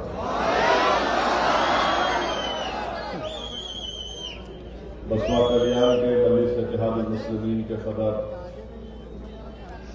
मोहतरम जनाब सैयद अख्तर साहब, जिले गुलबर्गा के मजलिस इत्तेहाद मुस्लिमीन के सदर मोहतरम जनाब अब्दुल रहीम साहब, बसवा कल्याण के असम्बली के ज़मनी इंतखाबात के मजलिस इत्तेहाद मुस्लिमीन के उम्मीदवार मोहतरम जनाब बाबा चौधरी साहब, शेर नसीम पर तशरीफ फरमा, गुलबर्गा नॉर्थ के मजलिस इत्तेहाद मुस्लिमीन के उम्मीदवार मोहतरम जनाब इलियास बागवान साहब, अमीरुद्दीन चौधरी साहब, सोलापुर महाराष्ट्र के मजलिस इत्तेहाद मुस्लिमीन के सदर मेरे भाई जनाब फारूक कागजी साहब, मजलिस इत्तेहाद मुस्लिमीन के मरकजी ऑब्जर्वर वो साबिक़ा रुकने बल्दिया मोहतरम जनाब समद अब्दास साहब, कर्नाटका के मजलिस इत्तेहाद मुस्लिमीन के सदर मोहतरम जनाब उस्मान गनी साहब, जहीराबाद के मजलिस इत्तेहादुल मुस्लिमीन के सदर, मेरे मजलिसी रुफ़क़ा, मौज़िज़ हाज़रीन इकराम, मेरे गयूर नौजवान साथियों, मैं आप तमाम का बेहद शुक्रिया अदा करता हूं कि आपने अपना कीमती वक्त निकालकर आज के इस इंतखाबी जलसे में शिरकत की। दूसरी अहम बात मैं आपको बताना चाहूंगा कि इंशाअल्लाह ताला ये पहला जलसा है इस ज़िमनी असम्बली इंतखाबात का, और अल्लाह ने चाहा तो इंशाअल्लाह ताला मैं 12 तारीख को दोबारा बसवा कल्याण को आऊंगा।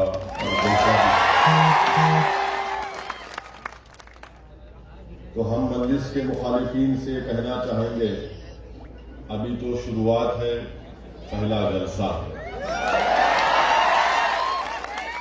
मैं जब यहां पर आया तो बहुत से हमारे मजलिस के जिम्मेदारों ने कहा कि मजलिस इत्तेहादुल मुस्लिमीन की मुखालिफत में बहुत सी सियासी पार्टियों ने बहुत सी बातें कही हैं।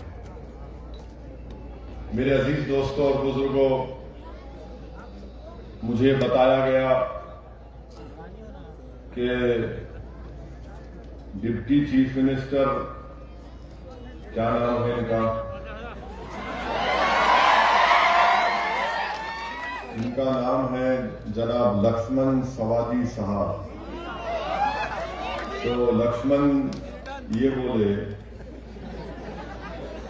हैदराबाद से कोई आने वाला है और बसवा कल्याण को डिवाइड करेगा। कांग्रेस के भी कोई बड़े बड़े कायदीन आए, उन्होंने भी माशाअल्लाह मेरे को गाली दिए, अल्लाह उनको अच्छा रखे।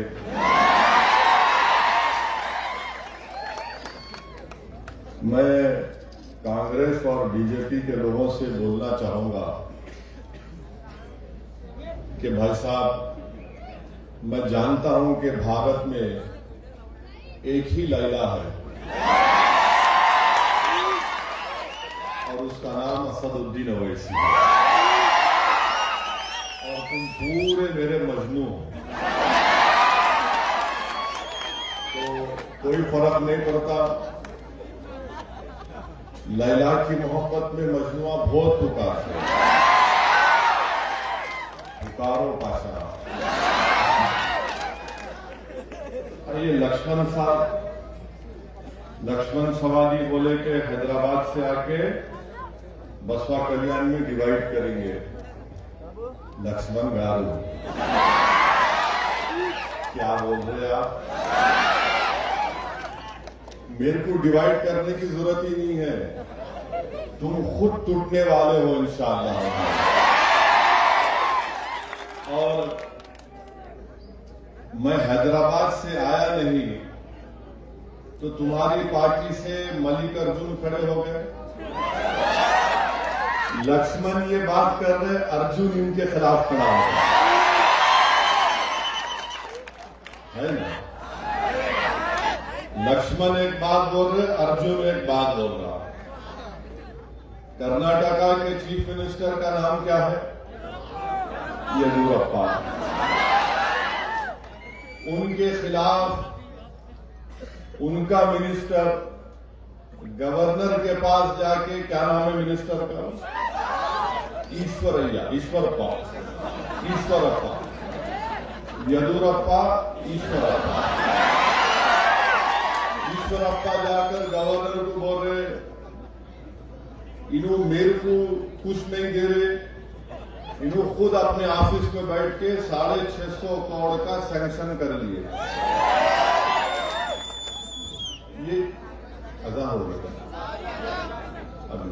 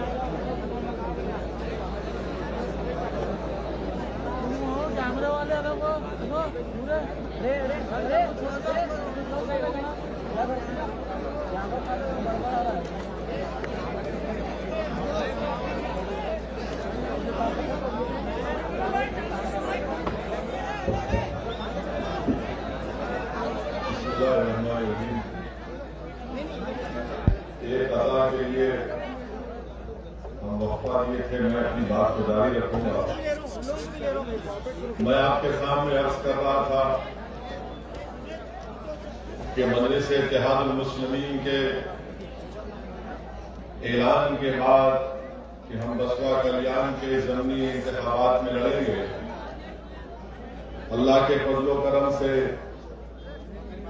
दूल्हे भाई के आने से पहले बारात का जिक्र शुरू हो गया। मैं बीजेपी के लोगों से पूछ रहा हूं, भाई साहब, ये ईश्वरप्पा येदियुरप्पा का झगड़ा कैसे हुआ?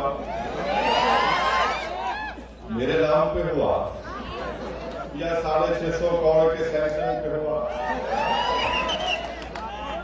इन दोनों को मलेने के लिए तो मेरे तरफ देख रहे हैं। आप खुद देख लीजिए, बीजेपी में खुद अल्लाह के फजलो करम से माशाअल्लाह झगड़े शुरू हो गए। लक्ष्मण एक बोल रहे, अर्जुन एक बोल रहे। तो ये अच्छी बात है ना, ऐसा ही होगा, क्योंकि इनके हम एक नमाज के लिए रुके तो मैं अपनी बात को जारी रखूंगा। तो ये हो गया। अब दूसरी बात, कांग्रेस के लोग गाली दिया कि अच्छा है भाई, ऐसा है ना, इंसान क्या फितरत जैसी रहती, उन्हें वैसी जबान से बात कर रहा, जैसा दिमाग में रहा गाली तो गाली देता हूं। अब जैसा यूपी के चीफ मिनिस्टर, उन्होंने माइक सामने था तो लफ्ज सी बोल दिए, हम उर्दू में चीन से बोलते ना, वो सी बोलते, वो उनकी काबिलियत है। तो कांग्रेस के भी लोगों की जो काबिलियत रहती, दिमाग में जो भरा हुआ रहता ना गंदगी, उसको कुछ भी बोल रहा, वो जबान पे निकल जाती। अब मैं तो नहीं बोल सकता, मैं ट्विंकल ट्विंकल थोड़ा पढ़ा हुआ हूं, तो वो बात बोल दिए। मैं कांग्रेस के लोगों से पूछ रहा हूं, भाई साहब, आप मेरे बारे में जिक्र कर रहे, बहुत अच्छा है, क्योंकि आपको पूरे भारत में एक ही मर्द नजर आता, कोई बात नहीं। मेरे सवाल का जवाब दो आप। 2018 में असेंबली का इलेक्शन हुआ था, कांग्रेस के 13 एमएलए बीजेपी में कपड़े उतार के भाग गए। मैंने कांग्रेस के कपड़े उतारे, पूरे नहीं उतारे। 13 के 13 भागे नहीं भागे, 3-13 हो गए, हुए ना। मेरे से पूछ के गए थे, 13 के 13 भाग गए। अरे तुम्हारी दीवार कूद के येदुरप्पा की तरफ भाग, उन्हें अच्छा है बोल के, मगर इनको येदुरप्पा कुछ नहीं बोल सकते हैं लोग। मसौदी ने वैसे पाखा दिखा रहे, अरे वहां आंख दिखा बाबा, वहां बोल कुछ नहीं, मैं तेरे को बोलता हूं, बोलो। तुम मजनू हो, मैं लैला हूं। वहां नहीं बोलेंगे, वहां बोले तो उनको डर क्या है, क्या है कि उन्हें कुछ नहीं। अच्छा क्या है कि वहां कुछ बोले तो हमें कुछ फाइल खोलते शायद हमारी, तो हमारे को बोलो भाई साहब तुम्हारी इतनी फाइल मेरे कन है, तुम्हारा पूरा रिकॉर्ड मेरे पास है, अभी खाली स्टार्ट कर रहा हूं। 13 कांग्रेस के एमएलए जीत के बीजेपी में चले गए। अब इसके बारे में कोई बात नहीं करते। और फिर कांग्रेस पार्टी में भी 2 ग्रुप है, इन्हों आके बोल रहे कांग्रेस, इन्हों आके और डिवाइड कर रहे, इन्हों बी टीम है, फुला है, ये है। एक बात तो सच है, कांग्रेस में भी 2 ग्रुप है, एक डीके का, एक सिद्धरामैया का, है नहीं? खुली बात है, एक डीके का ग्रुप का, एक सिद्धरामैया ग्रुप का। अब ये डीके के ग्रुप वाले, सिद्धरामैया ग्रुप वाले, ये दोनों की लड़ाई चल रही। ये भी अच्छा, वेरी गुड, हमारे पीछे अपने पड़ते, तुम लड़ते रहो। अल्लाह करे तुम्हारी और फलीज बढ़ते जाए, अल्लाह करे कि लक्ष्मण और अर्जुन में और दूरियां पैदा हो, अल्लाह करे कि येदुरप्पा और ईश्वरप्पा में और दूरियां पैदा हो, अल्लाह करे कि दोनों खत्म हो जाए सियासी तौर पर। आप आमीन तो बोल सकते हैं, बोलो, इसमें कोई तकलीफ नहीं है, कोई अनपार्लियामेंट्री नहीं है, दुआ कर रहे हम लोग। याद रखो, आप एक एक बात मेरे बारे में बोलेंगे, आप एक उंगली उठाएंगे, मैं 10 उंगलियां तुम्हारे तरफ दिखाऊंगा इंशाअल्लाह। अब जेडीएस पे आ जाइए। जेडीएस इनके 3 भाग येदुरप्पा के पास, बोले नहीं पसंद नहीं है हमको तुम्हारा साम, इधर भाग। तीनों के 3 भाग।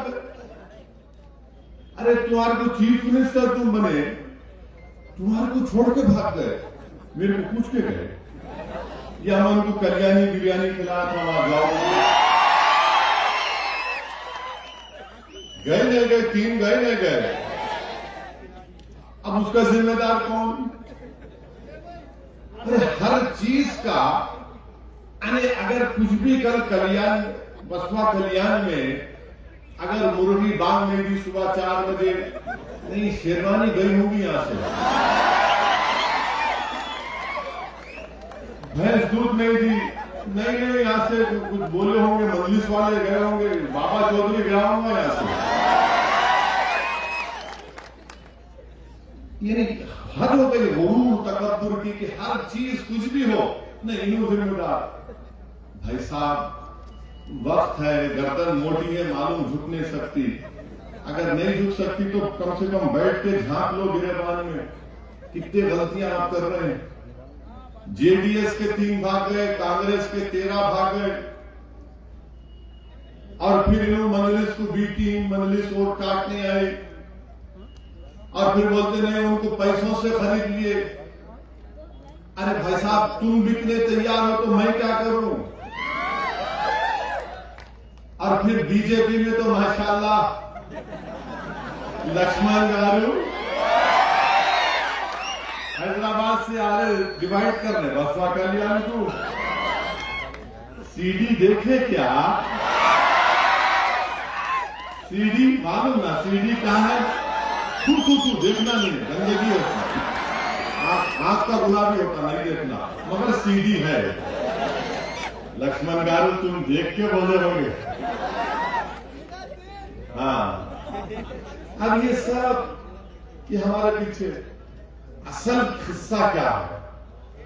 तकलीफ क्या है मैं आपको बोलता हूं।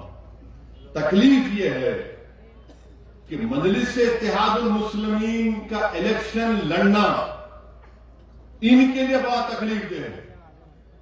वो हरगिज ये नहीं चाहते कि बसवा कल्याण में गरीब और मजलूम अवाम की एक लीडरशिप बने। ये हरगिज बर्दाश्त नहीं कर सकते कांग्रेस, बीजेपी, जेडीएस वाले। इनको डर इस बात का हमेशा, ये मजलिस वाले जहां भी जाते लीडरशिप को बनाते। और हमारा काम भी यही है कि जमीन से एक लीडर बने, क्योंकि ना आसमान से कोई जमीन आने वाला है, ना कोई जमीन से निकलकर कोई लीडर आने वाला है। लीडर आपके दरमियान में ही कोई बनेगा, और वो बनेगा इंशाअल्लाह ताला। बसवा कल्याण में आपकी क़यादत बनेगी इंशाअल्लाह ताला, और वो आपको बनाना है। मैं कोशिश करता रहूंगा, आपके सामने आकर लड़ता रहूंगा, मगर बनाना तो आपको है, और ये बनना जरूरी है। क्योंकि जब अहले गैरे हमारी जिंदगियों का फैसला करते आए हैं, अब अहले गैरे नहीं करेंगे। अब बसवा कल्याण से आपका बेटा, आपका भाई, आपका बाप, आपका दोस्त, आपका रिश्तेदार करेगा। ये इनको तकलीफ होती है कि ये क्या हो रहा है। इनका मामला यह है कांग्रेस का, जेडीएस का, बीजेपी का, कि इनको कभी भी इनकी लीडरशिप बनने मत दो। इनको मोहताज बना के रखो हमारा, इनको मोहताज बना के रखो, इनको हमारा डर इनके दिलों में बिठा के रखो, इनको खौफ दिलाओ, इनको नाउम्मीद कर दो, इनमें कभी जुस्तजू करने की सकत पैदा ना हो सके, इनमें हरकत करने की कैफियत पैदा ना हो। यह इनकी कोशिश है। और मैं, अल्लाह मुझे जब तक जिंदा रखेगा, मैं इंशाअल्लाह ताला आपसे वादा कर रहा हूं कि कश्मीर से कन्याकुमारी तक असदुद्दीन ओवैसी और मेरे तमाम मजलिसी रुफ़क़ा इस वतन अजीज में मज़लूम अवाम की एक नई लीडरशिप को पैदा करेंगे। जब तक जिंदा रहेंगे क़यादत को बनाएंगे और बनाकर जाएंगे इंशाअल्लाह। आप ये देखो, हम बंगाल में इलेक्शन लड़ रहे हैं, 6 या 7 सीट पे लड़ रहे हैं आप, 7 सीट पे। इतनी तकलीफ, इतनी तकलीफ। ममता बनर्जी को तकलीफ, कांग्रेस को तकलीफ, वो लेफ्ट फ्रंट कांग्रेस का तो बंगाल में अपन दक्षिणी जमाने बोलते ना, उतरा हुआ शहर नहीं जिंदा होता। तो यहां तो माशाल्लाह अपना एक से लारी चलाने वाले, कॉन्ट्रैक्टर, ट्रेलर, बैटरी का चार्ज करने वाले सब पूरा इंजन खोल के रख देते हैं यहां पर। तो इस वास्ते तकरीर का आगाज भी इंजन को खोला, खाली इंजन को खोला, अभी पूरा उतारा नहीं, उसको खोला, बानट उठा के खाली दिखा। मेरे को भी थोड़ा आता गाड़ी का काम, सियासी गाड़ी का काम।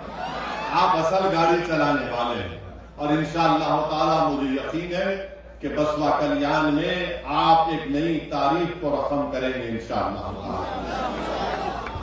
इसीलिए मजलिस इत्तेहादुल मुस्लिमीन ने नॉर्थ गुलबर्गा से इलियास बागवान साहब को हम ऐलान कर दिए। लोग बोले अरे इलेक्शन को 2 साल है, 1.5 साल है, ऐलान कर दिए कहते जल्दी। मैंने शादी की तारीख निस्बत से दूल्हे को तय करते नहीं करते, दूल्हा दुल्हन बोले बात तो पक्की कर लो, रुखा बाद में चपाएंगे वलीमे का। तो हम भी इलियास बागवान सेठ साहब को अपना कैंडिडेट डिक्लेयर कर दिए, और हमने इसलिए किया कि बहुत से लोगों में ये गलत फहमी है कि 5 साल पहले मजलिस इत्तेहादुल मुस्लिमीन जब इलेक्शन नहीं लड़ी, तो लोग ये बोल रहे हैं नहीं अब के बाद भी मजलिस वाले नहीं लड़ते इलेक्शन, 5 साल पहले भी नहीं लड़े थे।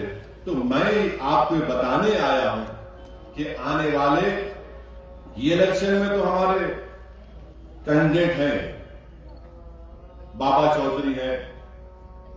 असेंबली के इलेक्शन जब आएंगे इंशाअल्लाह ताला हम ना सिर्फ गुलबर्गा बल्कि बिदर, हुनाबाद, बीजापुर, वो जगह है कर्नाटका में हम कैंडिडेट खड़ा करेंगे। हम बात कर रहे हमारे गुलबर्गा के सदर का नाम अब्दुल रहीम है, उनको और एक नाम है, उनका नहीं मालूम शायद आपको। क्या नाम है? मिर्ची से। तो मिर्ची को लगा दिया उनके पीछे। तो ये लड़ना है इलेक्शन, इलेक्शन लड़ने के लिए पूरी मजलिस तैयारी कर रही है। उस्मान गनी, अभी तकरीर सुने आप, कन्नड़ा जबान में ऐसा पानी कैसा बोलते हो, तड़ातर तड़ातर तड़ातर। उस्मान गनी साहब अभी मेरे को बोल रहे थे साहब हुबली को जाना है, हुबली के मुफ्ती साहब, हुबली के काजी साहब आए थे हैदराबाद, बोले आप आइए। अब मेरी कोशिश है कि इंशाअल्लाह ताला कि वहां जाऊं। मैं वादा किया था कि रमजान से पहले आऊंगा, मगर यहाँ का ज़िमनी इंतखाबात आ गए, बंगाल के इलेक्शन में भी जाना है।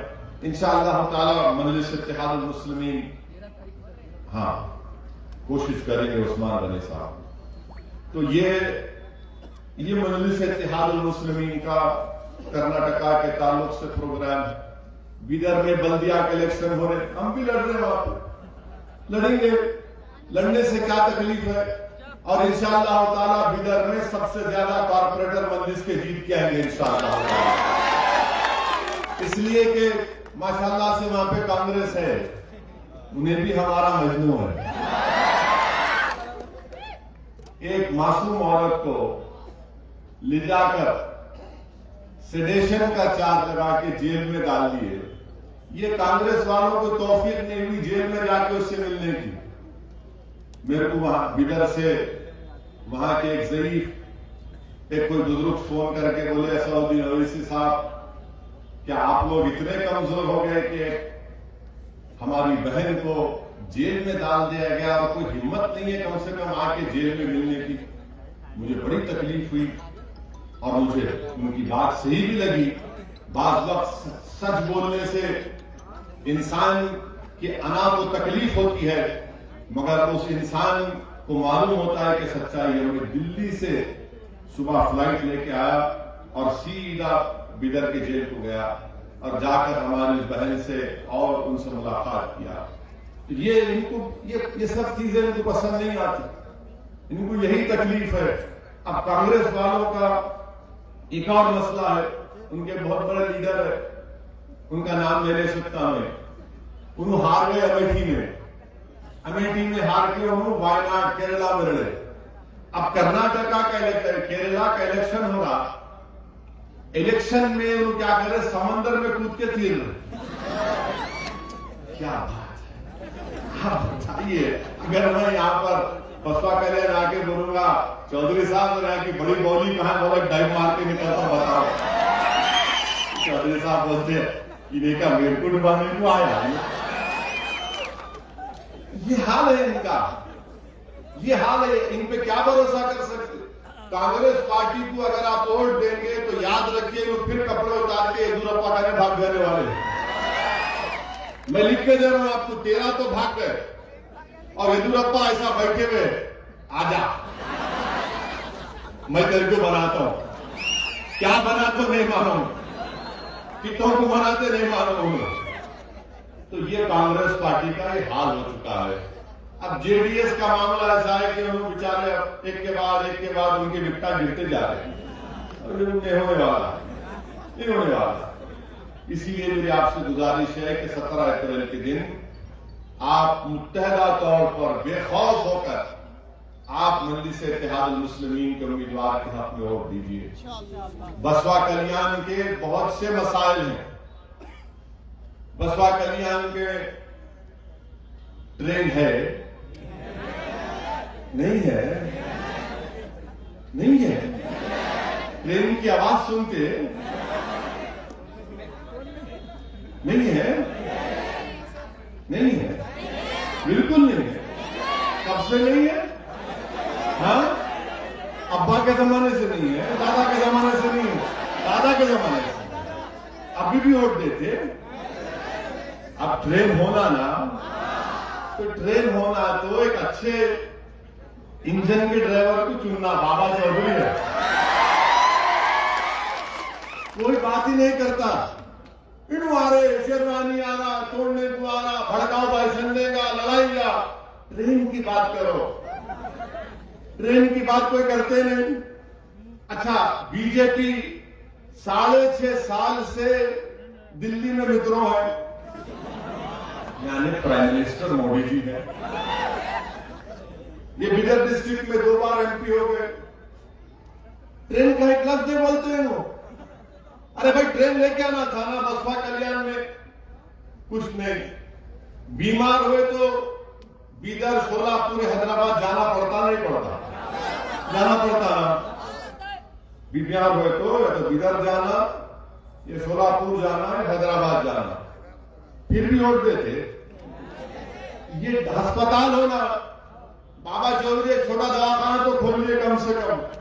अब एमएलए बन गए तो लड़के इंशाअल्लाह ताला बड़ा गवर्नमेंट हॉस्पिटल यहाँ पे खुला सकते। तीसरी बात, आपको यहाँ पे हमारे फर्स्ट ग्रेड कॉलेज के स्टूडेंट्स हैं, बस है जाने को, बच्चों को पढ़ाने के लिए बस तो होना ना, गरीब आदमी को बस तो होना ना। ये बात ही नहीं करेंगे, कोई बात नहीं करेगा, खाली इन लैला के बारे में बात करते। तो मेरी लैला आई है तो, अरे मेरे प्यारो, मेरी मोहब्बत में तुम मर जाओगे इंशाल्लाह, मुझे मालूम है, मगर बसपा कल्याण के लोगों को तकलीफ दे रहे। आप कम से कम बस तो डालते ताकि ये फर्स्ट ग्रेड के हमारे बच्चे बच्चियां स्कूल को, कॉलेज को जा सके। अच्छा, यहाँ पर पीने का पानी का भी इंतजाम नहीं, खाली थोड़े घरों को आता पीने का पानी। ये आपके बुनियादी मसाइल है। फिर इससे हट के आप देखो, आपके पास माशाल्लाह से 150 किस्म की जड़ी बूटी है, 150 किस्म की जड़ी बूटी है पूरे बसपा कल्याण में। अगर सही रिसर्च करे तो यूनानी आयुर्वेदिक को फायदा होता। अच्छा, कुछ नहीं करे, वो बाबा को लाना था जो सांस करा के सिखाते, ये नाक से लेके इससे छोड़ो, उससे खींच के इधर छोड़ो, उसको कोई बुलाना था। 150 जड़ी बूटियां हैं, वो 150 जड़ी बूटियों को इस्तेमाल करने के लिए आपको एक जड़ी बूटी को वोट देना है, उसका नाम मजलिस इत्तेहादुल मुस्लिमीन। कुछ नहीं करते। अच्छा, फिर यहाँ पे अब हमारे हडापाट बरादरी के भाई, कम्युनिटी के लोग है ना, हदापात जो हमारे भाई है ना, जात के लोग है ना, कम्युनिटी के लोग। हडापट, माफ करना जरा तलफ्फुज में गलती हो गई,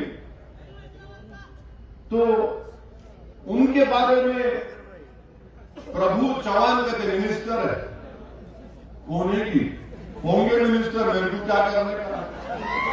प्रभु चौहान साहब ये बोले, अगर कोई हड़पट बिरादरी का कोई जीत गया तो क्या उन्हें असेंबली में जाके किसी का शेप करेगा, दाढ़ी बनाएगा? ये बोले नहीं बोले? ये भड़काऊ भाषण नहीं है। खाली हमारे चेहरे को देखते कि चेहरे पे दाढ़ी, सर पे टोपी, भड़काऊ भाषण, आतंकवादी, जिहादी, एंटी नेशनल। इन्हों बोले से इनके मुंह से फूल गिर रहे, मोतिया गिर रहे, मोगरा गिर रहा। मैं हमारे हड़पट बरादरी के लोगों से अपील कर रहा हूं कि आप मुत्तहदा तौर पर 17 अप्रैल के दिन बाबा चौधरी के हक में अपने वोट का इस्तेमाल करिए। हम आपसे वादा कर रहे हैं कि इंशाअल्लाह ताला हम पूरा आपके साथ कंधे से कंधा मिलाकर आपकी मसाइल के लिए, आपके इंसाफ के लिए लड़ेंगे इंशाअल्लाह ताला। फिर हमारे मराठा बरादरी के लोग भी इस असेंबली हल्के में बसपा कल्याण में रहते, बरसों से हमारे मराठा भाई बोल रहे कि हमको रिजर्वेशन दो, मगर येदुरप्पा ईश्वरप्पा खाली मलाई पे लड़ रहे। 650 करोड़ मेरे को कर दिया है, मेरा काम पहचान लिया। वो लड़ते थे घर में, तो भाया एक भाई लेकर कुछ भाग गया था, तो दूसरा भाई जाके रोता, अम्मी क्या मालूम मेरा खिलौना लेके भाग गया है। इनका हाल यही है।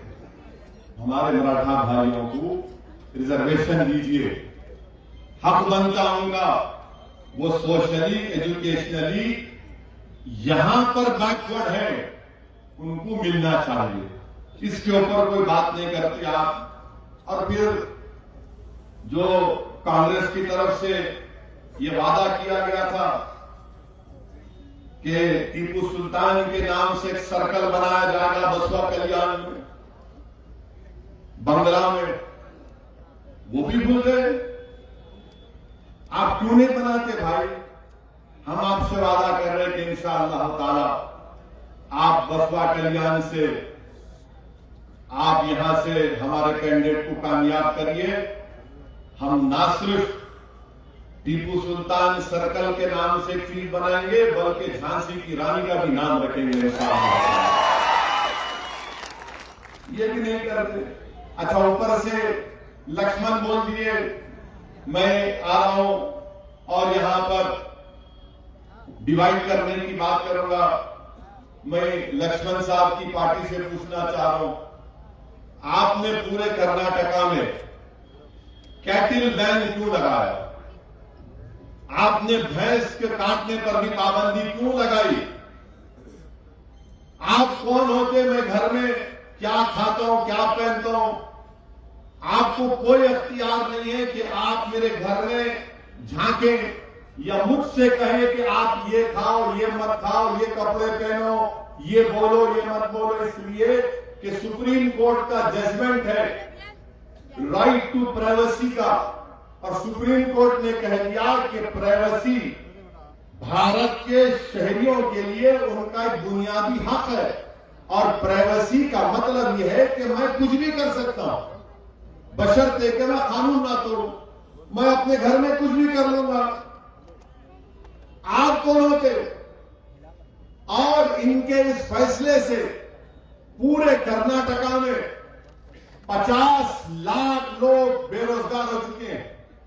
50 लाख लोग, जिसमें हमारे कुरैश बरादरी के बहुत बड़ी तादाद है। वो तो उनका ऑक्यूपेशन है, बरसों से, 100 साल 200 साल से वही काम कर रहे हैं। आप पूरा उनको रोड पे ला दिए, पूरा का पूरा उनको बर्बाद कर दिए।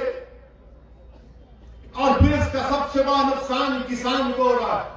वो किसान जो जानवर खरीदता है और एक वक्त के बाद वो जानवर उसको बेचना पड़ता नया जानवर खरीदने के लिए, आप वो जानवर भी नहीं खरीदते किसान से। आप कुरैश बरादरी को बर्बाद कर दिए। आप बताइए फिर गरीब कहां जाएगा, क्या खाएगा? और बीफ का जो गोश्त होता है, मैं किसी को दिल आजारी के लिए नहीं कह रहा हूं, मेरा हरगिज मतलब ये नहीं। बीफ का जो गोश्त होता है वही तो गरीब खा सकता है ना। अगर आप बोलेंगे नहीं तू दाल खा, अरे भाई दाल महंगी है। भारत का जो गरीब है, चाहे वो मुसलमान हो, दलित हो, आदिवासी हो, हमारे हिंदू भाइयों भी गरीब है, वो क्या खाएंगे फिर?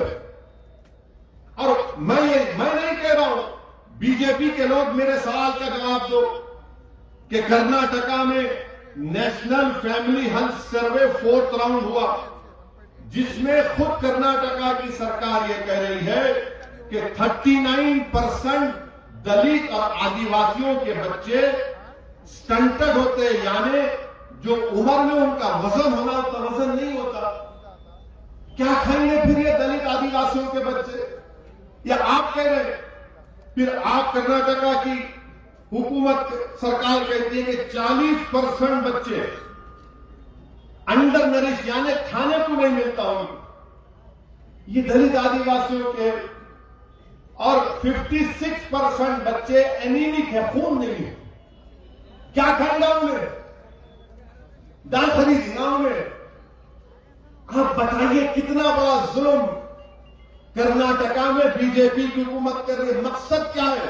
कि हिंदुत्व की आइडियोलॉजी को प्रमोट किया जाए, उनके आइडियोलॉजी को पूरे कर्नाटका पर मुसल्लत कर दिया जाए, और उसका नतीजा यह हो रहा है कि गरीब भूखा मर रहा है, 50 लाख लोग बेरोजगार हो चुके हैं इनके गलत फैसले की वजह से। इसलिए आपको मैं अपील कर रहा हूं कि हिंदुत्व की इस आइडियोलॉजी को जो बीजेपी दिल्ली से बैठकर या बेंगलुरु से बैठकर पूरे कर्नाटका में उसको मुसल्लत कर रही है, उस हिंदुत्व की आइडियोलॉजी को शिकस्त देने के लिए मैं उन तमाम बसपा कल्याण के लोगों से अपील कर रहा हूं जो भारत के प्लुरलिज्म को, भाईचारा को, भारत की मोहब्बत को जानते हैं, वो मुत्तहिदा तौर पर 17 तारीख के दिन मजलिस के हक में अपने वोट का इस्तेमाल करें, ताकि बीजेपी को एक पैगाम पहुंच सके कि तुम्हारे गलत फैसले से लोग बेरोजगार भी हो रहे हैं और गरीब के घर में लोग भूखे सो रहे हैं।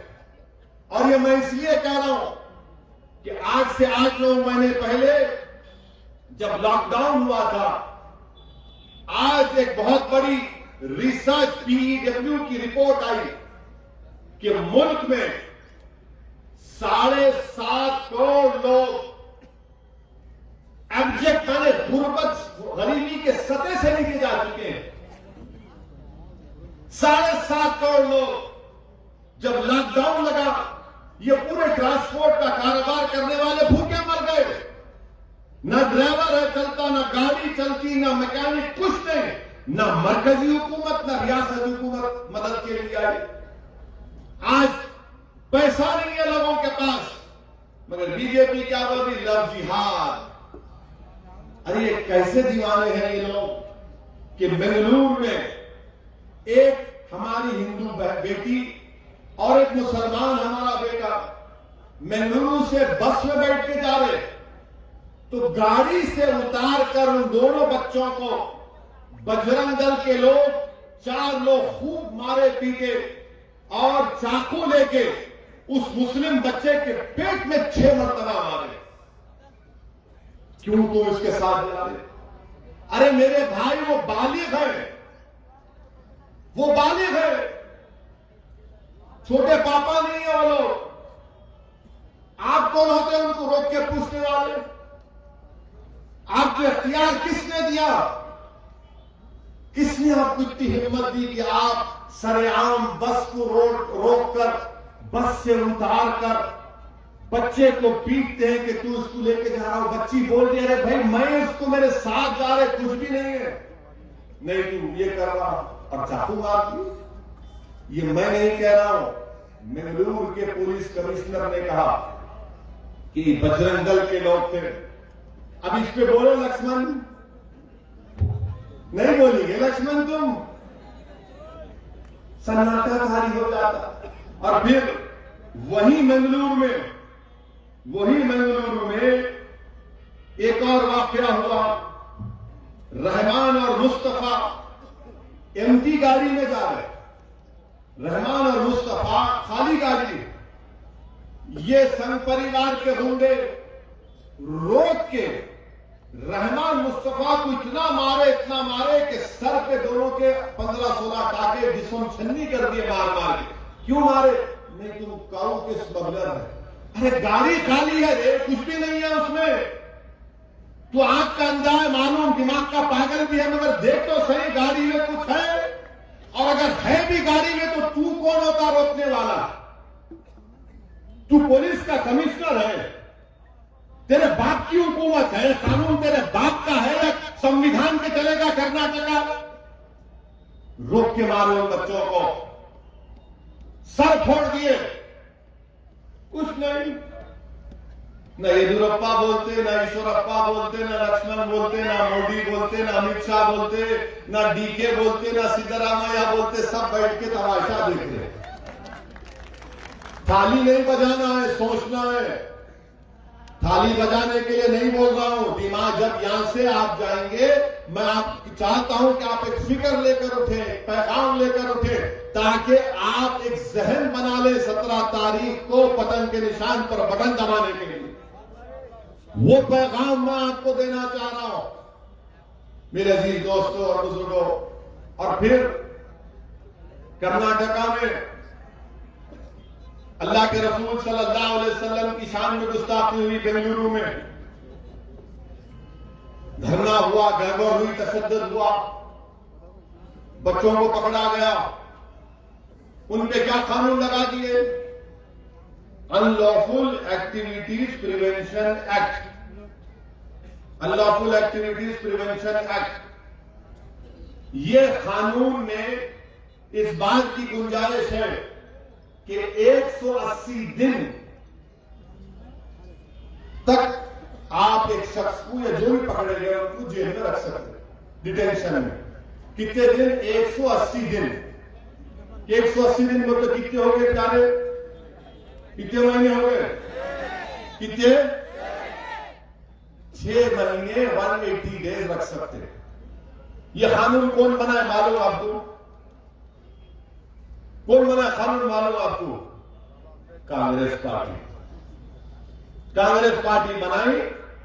2008 में चिदम्बरम तरमीम करे। मैं दिल्ली में यूपीए हुकूमत की तारीफ कर रहा था, मैं पार्लियामेंट में मुखालिफत किया, उसके खिलाफ वोट दिया। आप भी जाके देखो, यूट्यूब पे तस्वीर है। बाद में 2019 जुलाई में अमित शाह ने इस कानून को और गंदा कर दिया, बिल्कुल, और तरमीमात लेकर आए। उस तरमीमात में क्या था कि दिल्ली में एनआईए का कोई इंस्पेक्टर बैठ के बोल सकता कि बसवा कल्याण का फला शख्स टेररिस्ट है, बगैर कोर्ट उसको सजा दिए। कोर्ट किसी को सजा दिए तो बोल सकता है भाई कोर्ट सजा दी, मुजरिम है। कुछ नहीं, दिल्ली में एनआईए का इंस्पेक्टर बैठ के एक बोल देगा फरमान कि फला जैद बकर टेररिस्ट है बसवा कल्याण का। और अच्छा, दूसरा क्या किया कानून में? अगर कोई मैं CAA के खिलाफ एहतजाज करूंगा या 370 निकाले उसके खिलाफ एहतजाज करूंगा तो लगा दो इनके ऊपर। ये जब कानून पार्लियामेंट में पास हो रहा था, मजलिस इत्तेहादुल मुस्लिमीन की तरफ से मैं और हमारे साथी इम्तियाज जलील साहब इसकी मुखालिफत करे, इसके खिलाफ वोट दिए। और मैंने अपनी पार्लियामेंट की तकरीर में पूरे कांग्रेस के बैठे थे 55 MP मैंने कहा कि ये तुम लोगों की गलती है, तुमने यह कानून बना रहा, आज तुम यहां पर मोदी अमित शाह की तारीफ कर रहे हो। मैंने पार्लियामेंट में कहा कि अल्लाह ने चाहा तो इंशाअल्लाह ताला तुम्हारे बड़े बड़े लीडर 1-1 साल, 2-2 साल, 4-4 साल जेल में जब सड़ के आएंगे, तुमको गरीबों की तकलीफ मालूम होगी। तो पूरे कांग्रेस वाले खड़े हो गए, कैसा बोले हमारे को, क्यों बोले हमको? बोला क्यों, तुम क्या दूध के धुले हुए हैं, तुमको नहीं बोल सकते।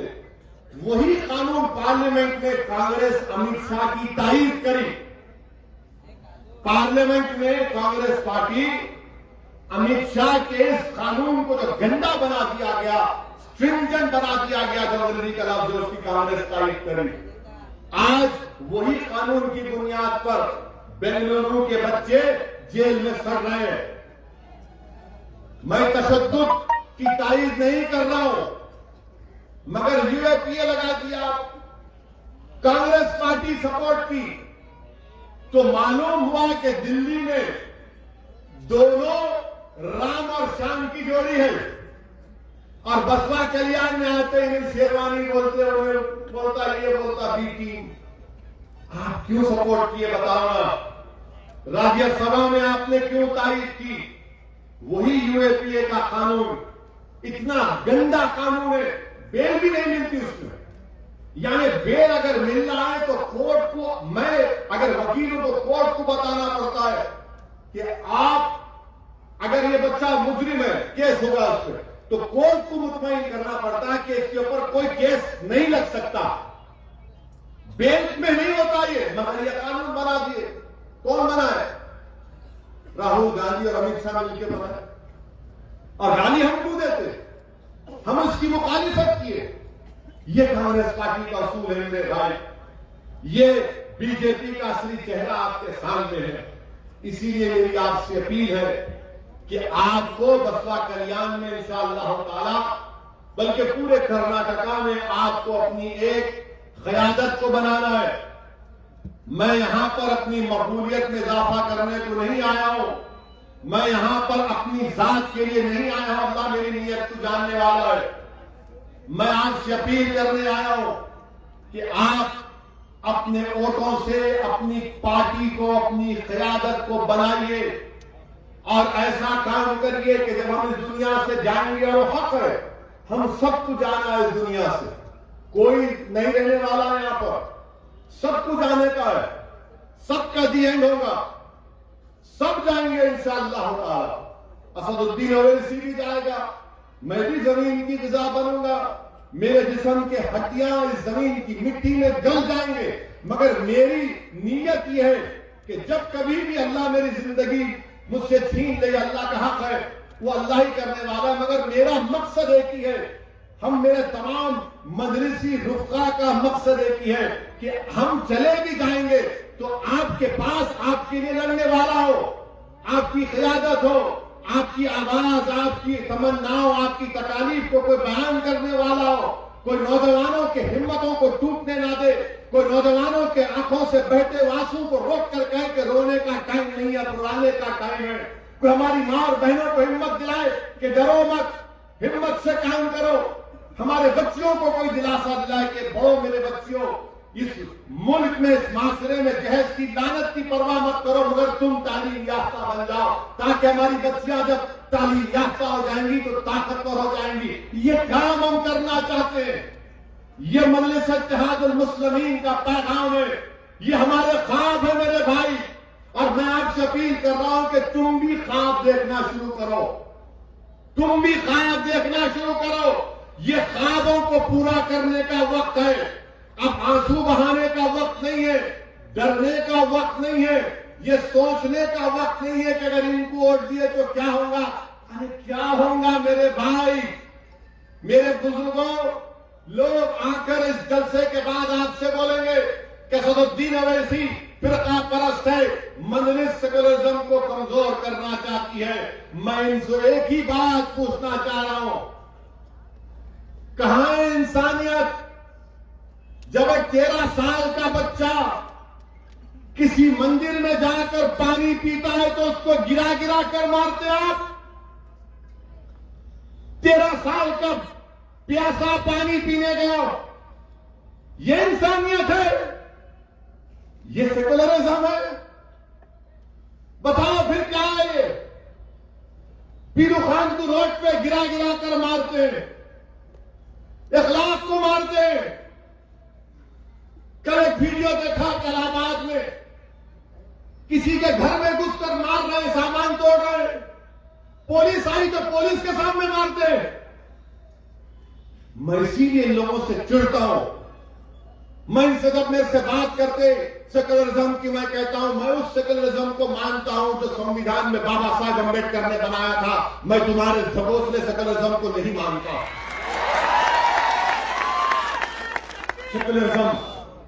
सेकुलरिज्म के नाम पे आके डराएंगे, डरा के वोट हासिल करेंगे, डराकर हमको वोट देंगे।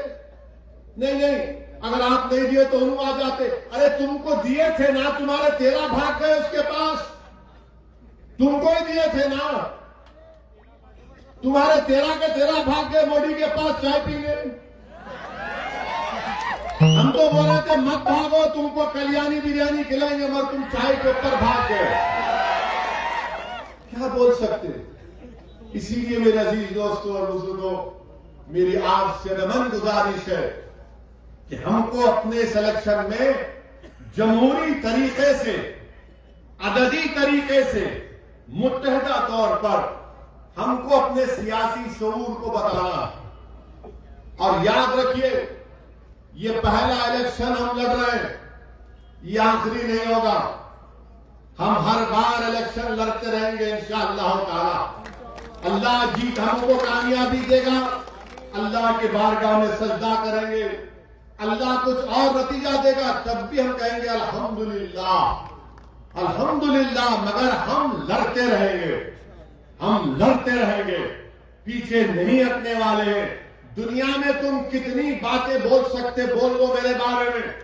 तुम बी टीम बोलो, ए टीम बोलो, ये पैसों के नाम पे खुदा क्या क्या बोल सकते बोल लो, मगर मैं जानता हूं कि मैं तुम्हारे इल्जामात से पीछे हटने वाला नहीं हूं।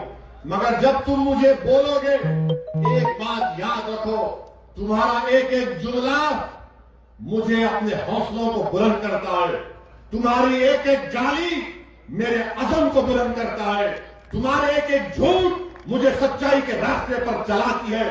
तुम्हारी एक एक बकवास मेरे पास कोई मायने नहीं रखता, क्योंकि मैं इन लोगों को जवाब दे नहीं हूं, न आप जवाब दे, हम अपने अल्लाह को जवाब दे।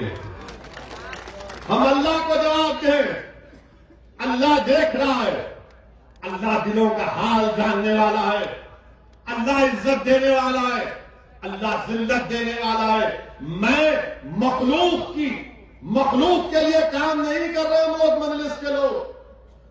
हम खालिक को खुश करने के लिए काम कर रहे हैं। हम खालिक को खुश करने के लिए काम कर रहे हैं।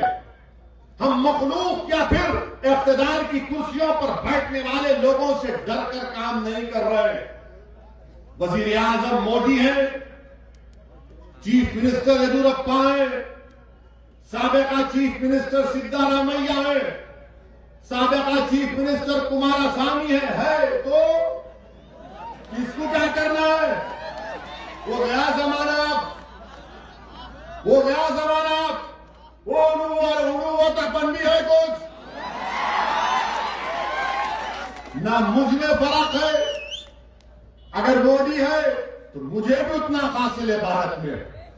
अगर सिद्धारामैया है तो मुझे भी उतना हासिल है। येदियुरप्पा है तो मैं भी बराबर हूं येदियुरप्पा के, ना वो बड़े हैं ना मैं छोटा हूं। ये मिजाज हमको पैदा करना पड़ेगा। ये नहीं पैदा होने देते लोग, बोलते नहीं, इन्हें आकर ये तमाम जहर फैला देता। अरे जहर मैं नहीं फैलाया हूं, तुमने तो हमारी बर्बादी के लिए एक जहर का झाड़ बना के रख दिया। तुमने जहर का झाड़ बना दिया और तुम हमको जहर दे रहे हो। तुम हमको जहर देने कर कमजोर करती हो। बताओ कितने बच्चे स्कूल में पढ़ते, कितने स्कूल है, कितने अस्पताल है, कितने बेरोजगार हैं, कितने गरीब हैं, कितने जेलों में हैं। कौन है इसका जिम्मेदार? कोई आपके पूछने वाला नहीं है। ये सिर्फ आपकी रियासत में नहीं है। इसीलिए मैं आपसे अपील कर रहा हूं कि हमारी लड़ाई किसी एक मुसलमान हिंदू के लड़ाने की लड़ाई नहीं है। ये गरीब मजलूम आवाम के इंसाफ की लड़ाई, ये दलितों के हुकूक की लड़ाई है। ये हमारे आदिवासी भाइयों के उन पे जुल्म जो रहा है उसको रोकने की लड़ाई। और मेरे अजीज दोस्तों और बुजुर्गों, हमारे वतन अजीज में अजीब माहौल। जब लॉकडाउन नहीं करना, हमारे वजीर आजम 8 बजे आ गए। 8 बजे आ गए थे। कब आए थे? मार्च में। याद है पिछले साल मार्च में बोले मैं 8 बजे आ रहा हूं। मेरे को बीजेपी के लोग बोले क्या दिखता आपको? मेरा बाबू 2000 तो व्यक्त नहीं हो रहे। 8 बजे आए, आके बोले भाई और बहनों 12 बजे से लॉकडाउन। आप अंदाजा लगाइए कि कैसे वजीर आजम है। 137 करोड़ का देश, आप 4 घंटे में बोल रहे सब बंद। हमारा बसवा कल्याण का बच्चा महाराष्ट्र में गाड़ी चला तो कहीं तमिलनाडु में चला, बंद, कोई नहीं चलता। क्योंकि बादशाह सलामत के दिमाग में आ गई बात। मैं इस करवट पे उठा, दिमाग में आ क्या नंबर लगाओ? 8। सिंगापुर जो है हैदराबाद से थोड़ा बड़ा, उन्होंने वहां पे लॉकडाउन के लिए मेरे ख्याल से 2 हफ्ते से ज्यादा का वक्त दिए। बोले हम इतने दिन के बाद बंद कर रहे, तैयारी कर लो। हमारे वजीर आजम दिल्ली के बादशाह बोले 4 घंटे में बंद। अच्छा वो हो गया। फिर याद है ना आपको कोरोना कैसा कब होता? ताली बजाओ। ताली बजाओ और शुरू हो गए इनके भाषण। अरे बीमारी का आवाज से भागती,